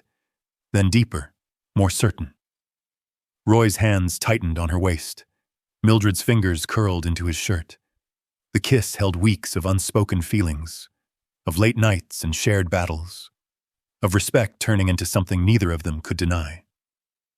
When they finally broke apart, both were breathing hard. Okay, Mildred said, her voice shaky. That was... Yeah. Roy couldn't find words. We can't tell anyone. Not until after the trial. Mildred stepped back, straightening her clothes. I won't give Quantum any ammunition to use against us. Agreed. Roy ran a hand through his hair, trying to restore some composure. But after the trial, we figure this out. Mildred smiled. Together. They returned to work with a new understanding between them. The papers still needed organizing. The evidence still needed compiling. But the air had changed, charged with possibility and promise. The trial began on a cold Monday morning 6 weeks later. The courthouse was packed. Media filled every available seat. Industry leaders came to watch the spectacle. Quantum Industries brought an army of lawyers, each one looking more expensive than the last. Their lead counsel, Victoria Reeves, was legendary. 70 years old, Harvard Law, winner of dozens of high-profile cases. She specialized in intellectual property disputes and had never lost a case in federal court. She stood before the jury in her perfectly tailored gray suit and began systematically destroying Mildred's credibility. Ladies and gentlemen of the jury, this case is simple. My client, Quantum Industries, suffered significant losses when David Fitzgerald's conspiracy was exposed. But the real victim here is intellectual property law itself. Ms. Jefferson, while working as a janitor at Spencer Global, had unrestricted access to systems during an active criminal conspiracy. She claims to have independently developed revolutionary technology. We will prove she stole it. The opening statements were brutal. Reeves painted Mildred as an opportunist who exploited chaos for personal gain. She questioned how a cleaning woman could suddenly produce billion-dollar innovations. She suggested Mildred and Fitzgerald might have been working together. Convenient, isn't it? Reeves asked the jury. That Ms. Jefferson was perfectly positioned to discover the conspiracy and create revolutionary solutions? That she went from mopping floors to becoming a millionaire CTO in 72 hours? That seems less like heroism and more like calculated exploitation. Roy sat in the gallery, his hands clenched into fists. He wanted to stand up, to defend Mildred, to make them see the truth. But he was helpless. This was Mildred's battle now. The media circus outside was worse. Headlines screamed about the maid who might be a thief. Opinion pieces questioned whether Mildred had been complicit in Fitzgerald's conspiracy all along. Public opinion split predictably. Those who believed in her saw inspiration. Those who doubted her saw fraud. The prosecution called witness after witness. Former colleagues who testified about Mildred's access to sensitive systems. Technical experts who claimed her innovations were too sophisticated to develop in 72 hours. Even some of Fitzgerald's co-conspirators, offered plea deals in exchange for testimony, suggesting Mildred might have known about the conspiracy. Each day, Roy watched Mildred sit at the defense table, her expression calm and professional, while people systematically tried to destroy everything she'd built. He saw the toll it took, the tension in her shoulders, the exhaustion in her eyes. But she never broke. Their legal team fought back, but Quantum had resources Spencer Global couldn't match. Better lawyers, better experts, better narrative control. On the 8th day of trial, Victoria Reeves called her final witness before the defense would present their case. The prosecution calls Dr. Jonathan Price. Roy's blood went cold. Price was their director of systems integration. The man who'd asked Mildred if she needed help understanding documentation she'd written herself. He was testifying against her. Price took the stand, looking uncomfortable but determined. Under Reeves's questioning, he testified that Mildred often worked late, had access to systems she shouldn't, and had shown unusual interest in Fitzgerald's projects. In your professional opinion, Reeves asked, could Ms. Jefferson have developed these innovations independently in 72 hours? No, Price said firmly. The complexity alone would require months, possibly years. Either she had access to existing code, or she had help. Roy felt sick. One of their own people sabotaging Mildred's case. Patricia Summers leaned over to whisper to Mildred. Whatever she said made Mildred nod slowly. After Price's testimony, the judge called for a brief recess. Roy caught up with Mildred in the hallway. Price just committed perjury, he said quietly. We can prove those innovations were yours. I know. Mildred looked tired but determined. That's exactly what I'm going to do. Are you ready? She met his eyes. I've been ready my entire life. Court reconvened. The judge looked at the defense table. Does the defense wish to call any witnesses? Patricia Summers stood. Yes, Your Honor. The defense calls Mildred R. Jefferson. Mildred walked to the witness stand, her head high, her bearing dignified. She wore a navy suit similar to the one she'd borrowed for her first board meeting. Her red headscarf was perfectly tied. She looked every inch the CTO she'd earned the right to be. As she was sworn in, Roy caught her eye. She gave him the smallest smile, the same calm expression she'd worn in the server room when he'd first found her. Victoria Reeves stood, ready to cross-examine, ready to destroy. But Mildred was ready too. The battle, Roy realized, was about to reach its climax. Victoria Reeves approached the witness stand like a predator circling prey. She held a leather folder, her expression confident. She'd destroyed witnesses before. This would be no different. Ms. Jefferson, she began, her voice dripping with false courtesy. Let's start with your educational background. You claim to hold 3 master's degrees? I don't claim to hold them. I do hold them. Mildred's voice was steady. Computer science from Georgia Tech, cybersecurity from Carnegie Mellon, advanced mathematics from Berkeley. And yet, when you applied to Spencer Global 2 years ago, you were rejected. Why do you think that was? Because my background didn't align with their company standards. Or perhaps because your credentials weren't as impressive as you've led this court to believe? Reeves smiled. Tell me, Ms. Jefferson, what were you doing before you started cleaning toilets at Spencer Global? The courtroom went quiet. Roy felt anger surge through him, but Mildred's expression never changed. I was caring for my mother who had stage 4 cancer. Before that, I was completing my graduate work and preparing for positions in the technology sector.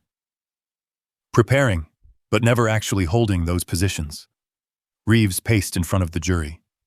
So we're expected to believe that someone with no practical executive experience, whose most recent job was janitorial work, somehow developed billion-dollar technology in 72 hours. That's exactly what happened, yes.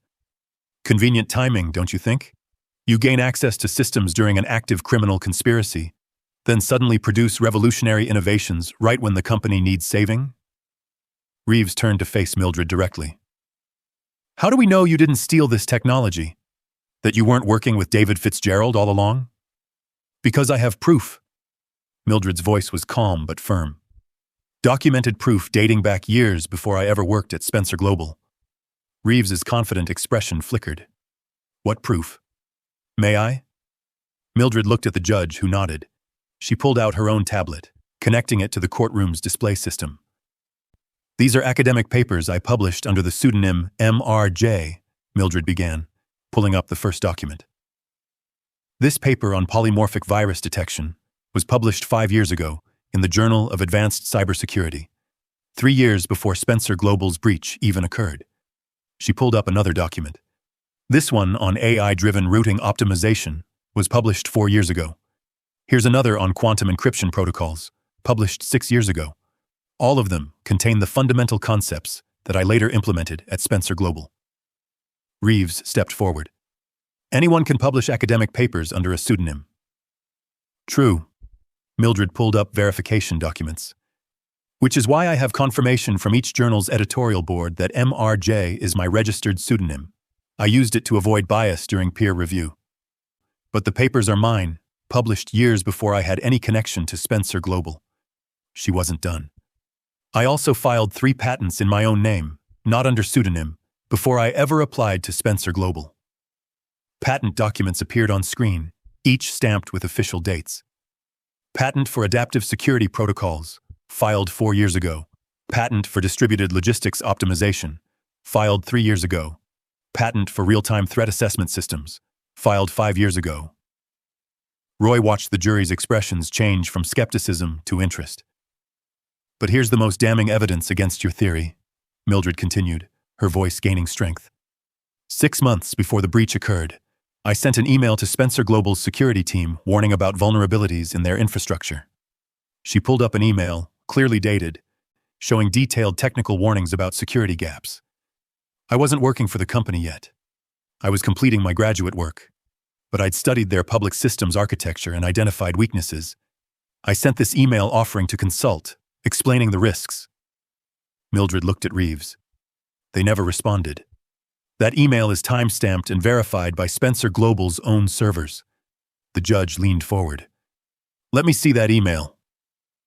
Court staff brought the documentation to the judge's bench. He studied it carefully, his expression growing more serious. Ms. Jefferson, the judge said, you're saying Spencer Global ignored a direct warning about the vulnerabilities that led to their breach? Yes, Your Honor, because the warning came from someone they didn't consider credible. A graduate student, a black woman, someone outside their preferred networks. Mildred's voice was calm, but the words cut deep. They dismissed me then. They dismissed me when I applied for a job. They only listened when they had no other choice. Victoria Reeves tried to recover. These documents could be fabricated. They're not. Patricia Summers stood. Your Honor, we've provided independent verification from the Patent Office, from each academic journal, and from Spencer Global's own IT systems. Everything Ms. Jefferson has presented is authenticated and time-stamped. The evidence is irrefutable. The judge studied the documents for another long moment. Continue your examination, Ms. Reeves. But Reeves had lost her momentum. She tried attacking from different angles, questioned Mildred's timeline, suggested the patents were too convenient, implied the emails could have been backdated. Mildred calmly dismantled each argument with more evidence. Research notebooks she'd kept for years, photographed and uploaded to cloud storage with verifiable timestamps, correspondence with professors discussing her work, conference presentations she'd given. Everything documented, everything verified. Everything proving her genius existed long before Spencer Global's crisis. I couldn't afford to pursue my dreams traditionally, Mildred said at one point, her voice carrying through the silent courtroom. I couldn't take unpaid internships at prestigious firms. I couldn't spend years networking and building connections. I had a mother who needed care and medical bills that didn't wait. She looked directly at the jury. So I pursued my dreams anyway. I studied at night. I published under pseudonym to avoid bias. I filed patents when I could scrape together the fees. I never stopped learning, never stopped creating, never stopped believing that knowledge doesn't require permission or pedigree. It just requires dedication. Roy watched several jury members nod. One woman in the front row was openly crying. When my mother finally recovered enough for me to seek work, I applied to Spencer Global because I admired their mission. They rejected me, so I took the job that was available, and while I cleaned their offices, I kept learning, kept watching, kept preparing for an opportunity I wasn't sure would ever come. Mildred's voice grew stronger. That opportunity came in the worst possible way, but I was ready. Not because I stole anything, not because I exploited a conspiracy, but because I'd spent years building expertise that no one bothered to recognize. Victoria Reeves tried one last attack. You expect this court to believe that a woman who was cleaning toilets just happened to have the exact skills needed to save a failing company? No. Mildred met her eyes directly. I expect this court to understand that a brilliant woman took a cleaning job because that's what life demanded, but never stopped being brilliant. The question isn't why I had these skills. The question is why no one saw them until desperation forced them to look. The cross-examination ended. Reeves had nothing left. She returned to her table, her confidence shattered. Patricia Summers called Roy to the stand next. His testimony was simple but powerful. Spencer Global's systematic failure to recognize talent that didn't fit their expectations, the bias in their hiring, the dismissal of Mildred's warnings, the cost of prejudice disguised as standards. We built a company that valued credentials over capability, Roy said. We assumed brilliance looked a certain way, came from certain schools, wore certain clothes. We were wrong, and it almost destroyed us. The judge called for closing arguments. Summers was brief and devastating, pointing to the mountain of evidence proving Mildred's independent genius.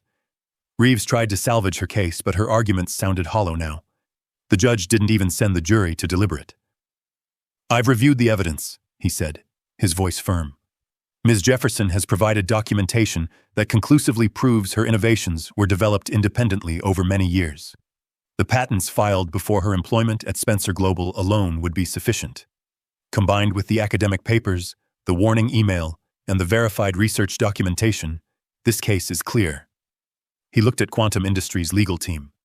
Not only is Quantum's claim without merit, but their attempt to claim ownership of Ms. Jefferson's work borders on theft.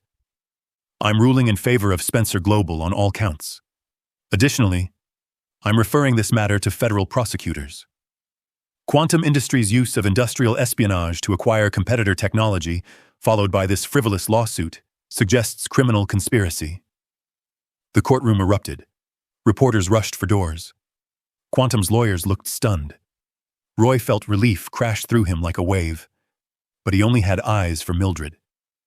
She sat at the defense table, her hands folded, her expression calm. When she looked at him, she smiled, not triumph, just quiet satisfaction. Outside the courthouse, media swarmed them. Questions shouted from every direction, cameras flashing, microphones thrust forward.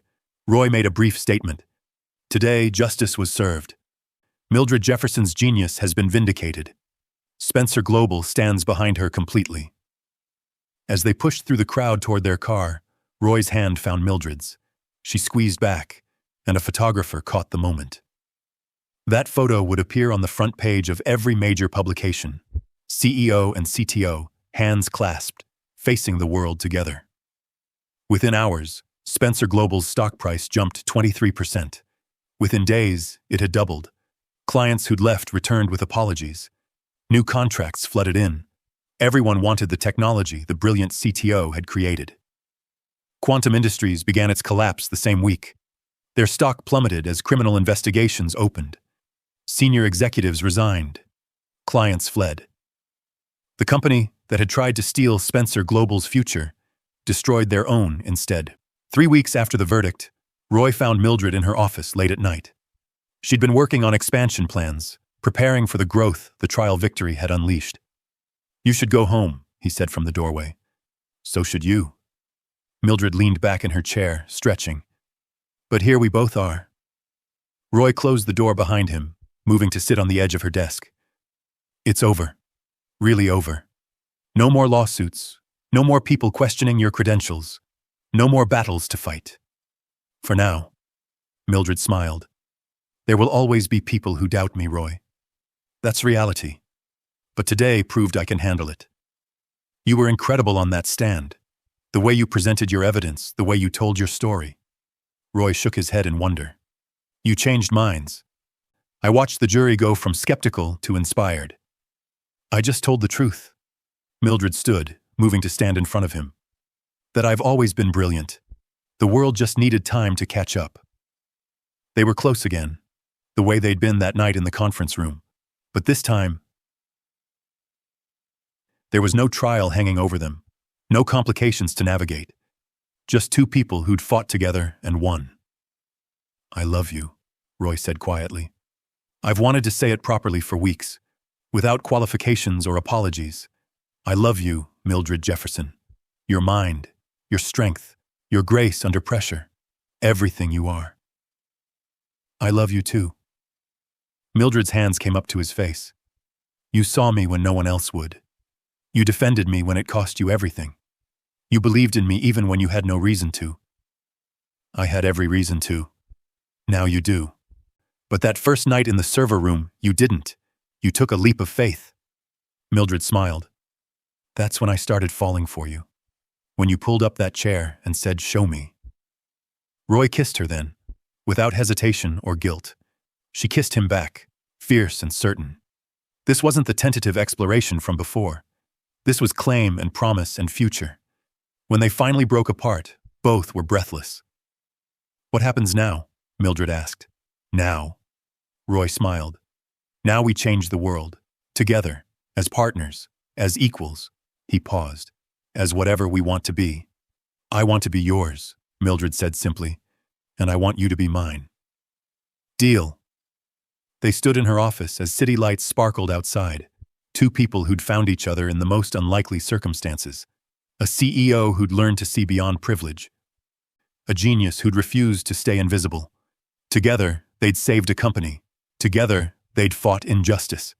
Together, they'd proven that brilliance lives everywhere, waiting for someone wise enough to recognize it. And together, they'd build something extraordinary. The battle was over. The victory was complete. Now the real work could begin. 6 months after the trial, Spencer Global Technologies was valued at $20 billion. The transformation had been staggering. Mildred's innovations had revolutionized not just their company, but the entire logistics industry. Competitors scrambled to catch up, but they were years behind. Every major corporation wanted partnerships. Tech giants tried to poach Mildred with offers that would have made her wealthier than some small nations. She turned them all down. I'm not finished here, she told Roy when a Silicon Valley titan offered her $200 million to become their chief innovation officer. We're building something that matters more than money.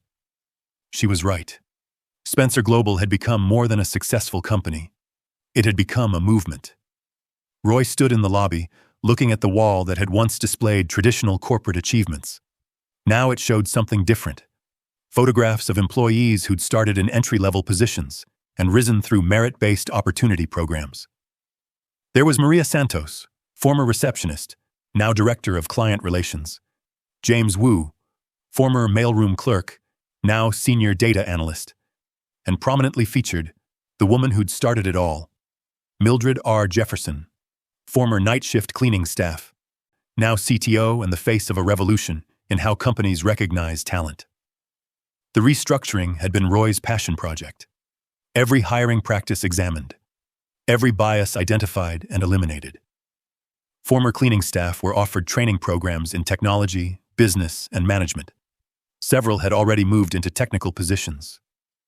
The janitorial staff that remained were paid well, treated with respect, and given clear pathways to advancement if they wanted them. Genius lives everywhere, Roy had told the board when presenting the programs. We just have to be willing to look. The programs cost millions.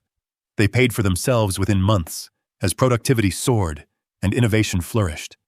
Turns out, when you actually value people's potential, they give you their best work. Roy's phone buzzed. A text from Mildred. She's here. Conference room B. Roy's heart rate picked up. Today was the day he'd been both anticipating and dreading for weeks. He found them in the conference room, Mildred and her mother, Dorothy Jefferson. The older woman looked healthy now, her dark skin glowing, her eyes bright. so different from the frail figure in the hospital photos Mildred had shown him. "Mrs. Jefferson." Roy extended his hand. "It's an honor to finally meet you." Dorothy studied him with eyes that missed nothing. Then she smiled, warm and genuine, taking his hand in both of hers. "Mr. Spencer, thank you for seeing my daughter when no one else would. Please call me Roy, and I should thank her. She saved everything I'd been too blind to protect." "Mama, please don't embarrass me," Mildred said, but she was smiling. Dorothy laughed. "Embarrass you? Baby, I've been waiting years to meet the man who finally recognized what I've always known, that you're extraordinary." She turned back to Roy. "Do you know what it's like watching your brilliant daughter clean offices because the world won't make space for her? Watching her study advanced mathematics while scrubbing floors? Knowing she's capable of changing the world, but can't get anyone to give her a chance?" Roy felt the weight of that question. "I can't imagine. But I'm grateful she never stopped believing in herself, even when people like me failed to see her." "He's learning, Mama," Mildred said softly. "That's what matters." Dorothy studied Roy for another long moment, then nodded. "Yes, he is." She squeezed his hand. "Thank you for making my daughter happy, for giving her the chance she earned 100 times over, for loving her the way she deserves." Roy felt his throat tighten. "She makes it easy." They had lunch together, Dorothy telling stories about Mildred's childhood, how she'd taught herself to code at 8 years old using library computers, how she'd won every academic competition she entered, how she'd balanced taking care of her sick mother with completing 3 graduate degrees simultaneously. "She never complained," Dorothy said. "Not once, even when she had to defer her dreams to take care of me. She just kept moving forward, kept believing that eventually someone would see her." Roy looked at Mildred across the table. She met his eyes, and something passed between them. Understanding, gratitude, love that had grown from respect into something unshakable. After Dorothy left, promising to attend the awards ceremony the following week, Roy pulled Mildred aside. "Your mother is incredible. She taught me everything that matters," Mildred said. "Dignity, persistence, the difference between what you're worth and what people are willing to pay. She never let me forget my value, even when the world did. I'm glad she's here to see this, to see you recognize the way you always should have been." Mildred smiled. "She kept every rejection letter I ever received. Said someday they'd be proof that brilliance doesn't require permission. I think she was right." The industry awards ceremony was held at a glittering hotel ballroom. Every major figure in technology and logistics attended. Roy sat at a table with Spencer Global's executive team, watching Mildred navigate the room with grace and confidence. People approached her constantly, some with genuine admiration, others with barely concealed surprise that the maid to CTO was actually as brilliant as reported. Mildred handled both with equal poise. When they announced Technology Innovator of the Year, the room fell silent. "This year's recipient has revolutionized logistics infrastructure with innovations that will define the industry for the next decade," the presenter said. "Her journey from overlooked talent to industry leader has inspired millions. Please welcome Mildred R. Jefferson, Chief Technology Officer of Spencer Global Technologies." The room erupted in applause, but Roy noticed something remarkable. People were standing. One by one, then in groups, then everyone. A standing ovation from the same industry that had questioned her credentials months ago. Mildred walked to the stage, accepting the Crystal Award with steady hands. She looked out at the crowd, at the sea of faces that had dismissed her, doubted her, demanded she prove herself over and over. "Thank you," she said simply. "This award represents more than my innovations. It represents a shift in how we define worth. For too long, our industry has equated credentials with capability, pedigree with potential. We've missed brilliant minds because they didn't come wrapped in the packages we expected." She held up the award. "I accept this not just for myself, but for everyone who's been overlooked. For everyone who's been told they don't belong, don't qualify, don't measure up. Your brilliance is real. Your worth is absolute. Don't let anyone convince you otherwise." The applause was deafening. Roy felt tears prick his eyes, overwhelmed with pride. But the real moment came later that night. Roy drove Mildred back to Spencer Global's headquarters, claiming he'd forgotten something in his office. She didn't question it, used to their late-night working sessions. He led her not to his office, but to the old server room. The door had been locked for months, sealed off during renovations. "What are we doing here?" Mildred asked. Roy unlocked the door. "I want to show you something." The room had been transformed. The old equipment was gone, replaced by a small museum of their story. The terminal where he'd first found her, preserved exactly as it had been. Photographs documenting the 72 hours that changed everything. The whiteboards covered in failed consultant solutions, kept as reminders. And in the center, a plaque, where genius was finally recognized. Mildred stood in the doorway, her hand over her mouth. "Roy, this is where it started," he said softly. "Where you saved me. Where you showed me what I'd been missing. Where everything changed." He took her hand, leading her into the room. "I wanted to preserve it, to make sure we never forget. It's perfect." Mildred turned to face him, tears shining in her eyes. "But why now? Why tonight?" Roy took a breath, feeling his heart hammer against his ribs. "Because 6 months ago we agreed to wait, to get through the trial, to let things settle, to make sure what we felt was real." He took both her hands. "I don't need more time. I know what this is. I know what you are to me." He dropped to one knee. Mildred's breath caught. "Roy, I don't deserve you," he said, his voice shaking slightly. "I know that. You're brilliant and I'm still learning. You're courageous, and I'm still finding my way. You changed everything about how I understand worth and value and what truly matters." He pulled out a ring box, opening it to reveal a simple, elegant diamond. "But I'm asking anyway. Marry me, Mildred. Not because of what you've done for this company. Not because you saved me from bankruptcy. But because you taught me to see. Because you showed me that genius lives everywhere when we're humble enough to recognize it. Because I love you more than I thought it was possible to love anyone." Mildred looked at him, tears streaming down her face. Then she smiled, that same calm, measured smile she'd worn the first night, but filled with warmth that reached her eyes. "You're right," she said. "You don't deserve me yet." Roy's heart sank for just a moment. "But you're learning," Mildred continued, her voice soft but firm. "And you never stop learning. You listen. You change. You admit when you're wrong, and you fight to do better. That's rarer than you know." She pulled him to his feet, her hands framing his face. "Yes. I'll marry you, Roy Spencer. I'll spend the rest of my life making sure you never forget that worth isn't measured in pedigree or privilege. It's measured in character, capability, and courage." Roy slipped the ring on her finger, then kissed her, deep and certain and full of promise. In the room where everything had changed, they promised each other everything that mattered. The wedding, 3 months later, made international headlines. From maid to billionaire CTO, Mildred Jefferson marries the CEO who finally saw her genius, read one. The couple that revolutionized not just technology, but how we value human potential, said another.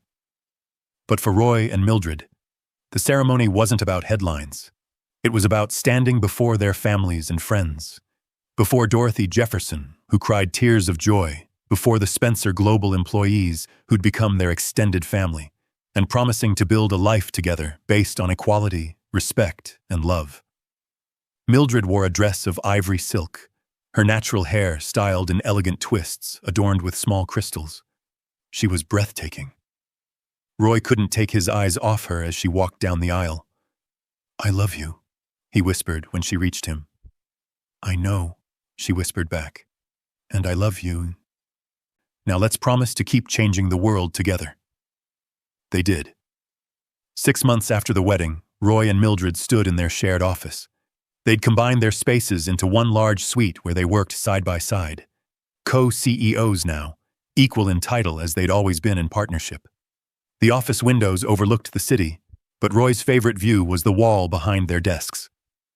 Spencer Global's new mission statement hung there in bold letters: "Genius lives everywhere. We just have to look." Below it, the company's new values: merit over pedigree, results over credentials, character over connections, opportunity over assumption. Mildred sat at her desk, reviewing proposals for a new initiative to partner with community colleges, identifying overlooked talent, and giving them pathways into technology. Roy worked on expansion plans that would take their innovations global. "Did you see this?" Mildred asked, turning her screen toward him. Application from a single mother working 3 jobs who taught herself advanced programming. Her resume is incredible, but she has no degree. "Hire her," Roy said immediately. "If her skills are there, nothing else matters." Mildred smiled. "Already sent the offer." Roy stood, moving to stand behind her chair, his hands on her shoulders. "Remember when you asked if I was smart enough to let you save my company?" "I remember."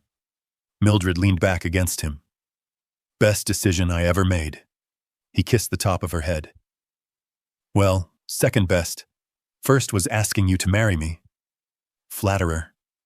Truth-teller. Roy moved around to sit on the edge of her desk. "Do you ever think about that night? When I found you in the server room?" "All the time." Mildred took his hand. "I think about how close we came to never having this. If you'd called security instead of listening. If you'd dismissed me like everyone else. If you'd been too proud to admit you needed help from someone unexpected." "I was desperate," Roy admitted. "But I'd like to think I would have seen you eventually. That your brilliance was too obvious to miss forever." "Maybe. But desperation helped." Mildred smiled. "Sometimes people need to lose everything before they can see what really matters." They sat in comfortable silence for a moment, watching the city lights begin to twinkle as evening fell. "We did it," Roy said softly. "We actually did it. Changed a company. Changed an industry. Changed how people think about talent and worth." "We're not done," Mildred corrected. "This is just the beginning. There are thousands of people like me out there. Brilliant minds working jobs that don't value them. Genius waiting to be recognized. We've built a model. Now we have to scale it." Roy squeezed her hand. "Together. Always together." Mildred stood, moving into his arms. Equal partners. In business, in life, in everything. They kissed, silhouetted against the city lights, 2 people who'd found each other in the most unlikely way and built something extraordinary. Not just a company worth billions. Not just innovations that changed their industry, but proof that love, like genius, appears in unexpected places when you're wise enough to recognize it. Behind them, the mission statement glowed in the evening light. "Genius lives everywhere. We just have to look." And in their embrace, in their laughter, in their shared dreams of a future where talent was recognized regardless of where it came from, that mission found its truest expression. They'd started in a server room with a desperate CEO and an invisible genius. They'd built an empire on the principle that worth transcends credentials. And they'd proven that sometimes the most important thing you can do is simply open your eyes and see what's been there all along. The beginning was extraordinary. The future would be even better. Together. Thank you for staying with me until the very end of this incredible journey. If this story touched your heart, wait until you see what's coming next. It's even more powerful and inspiring than you can imagine. So don't go anywhere. Click on that video showing on your screen right now to dive into another amazing story that will absolutely blow your mind. Trust me, you won't regret it.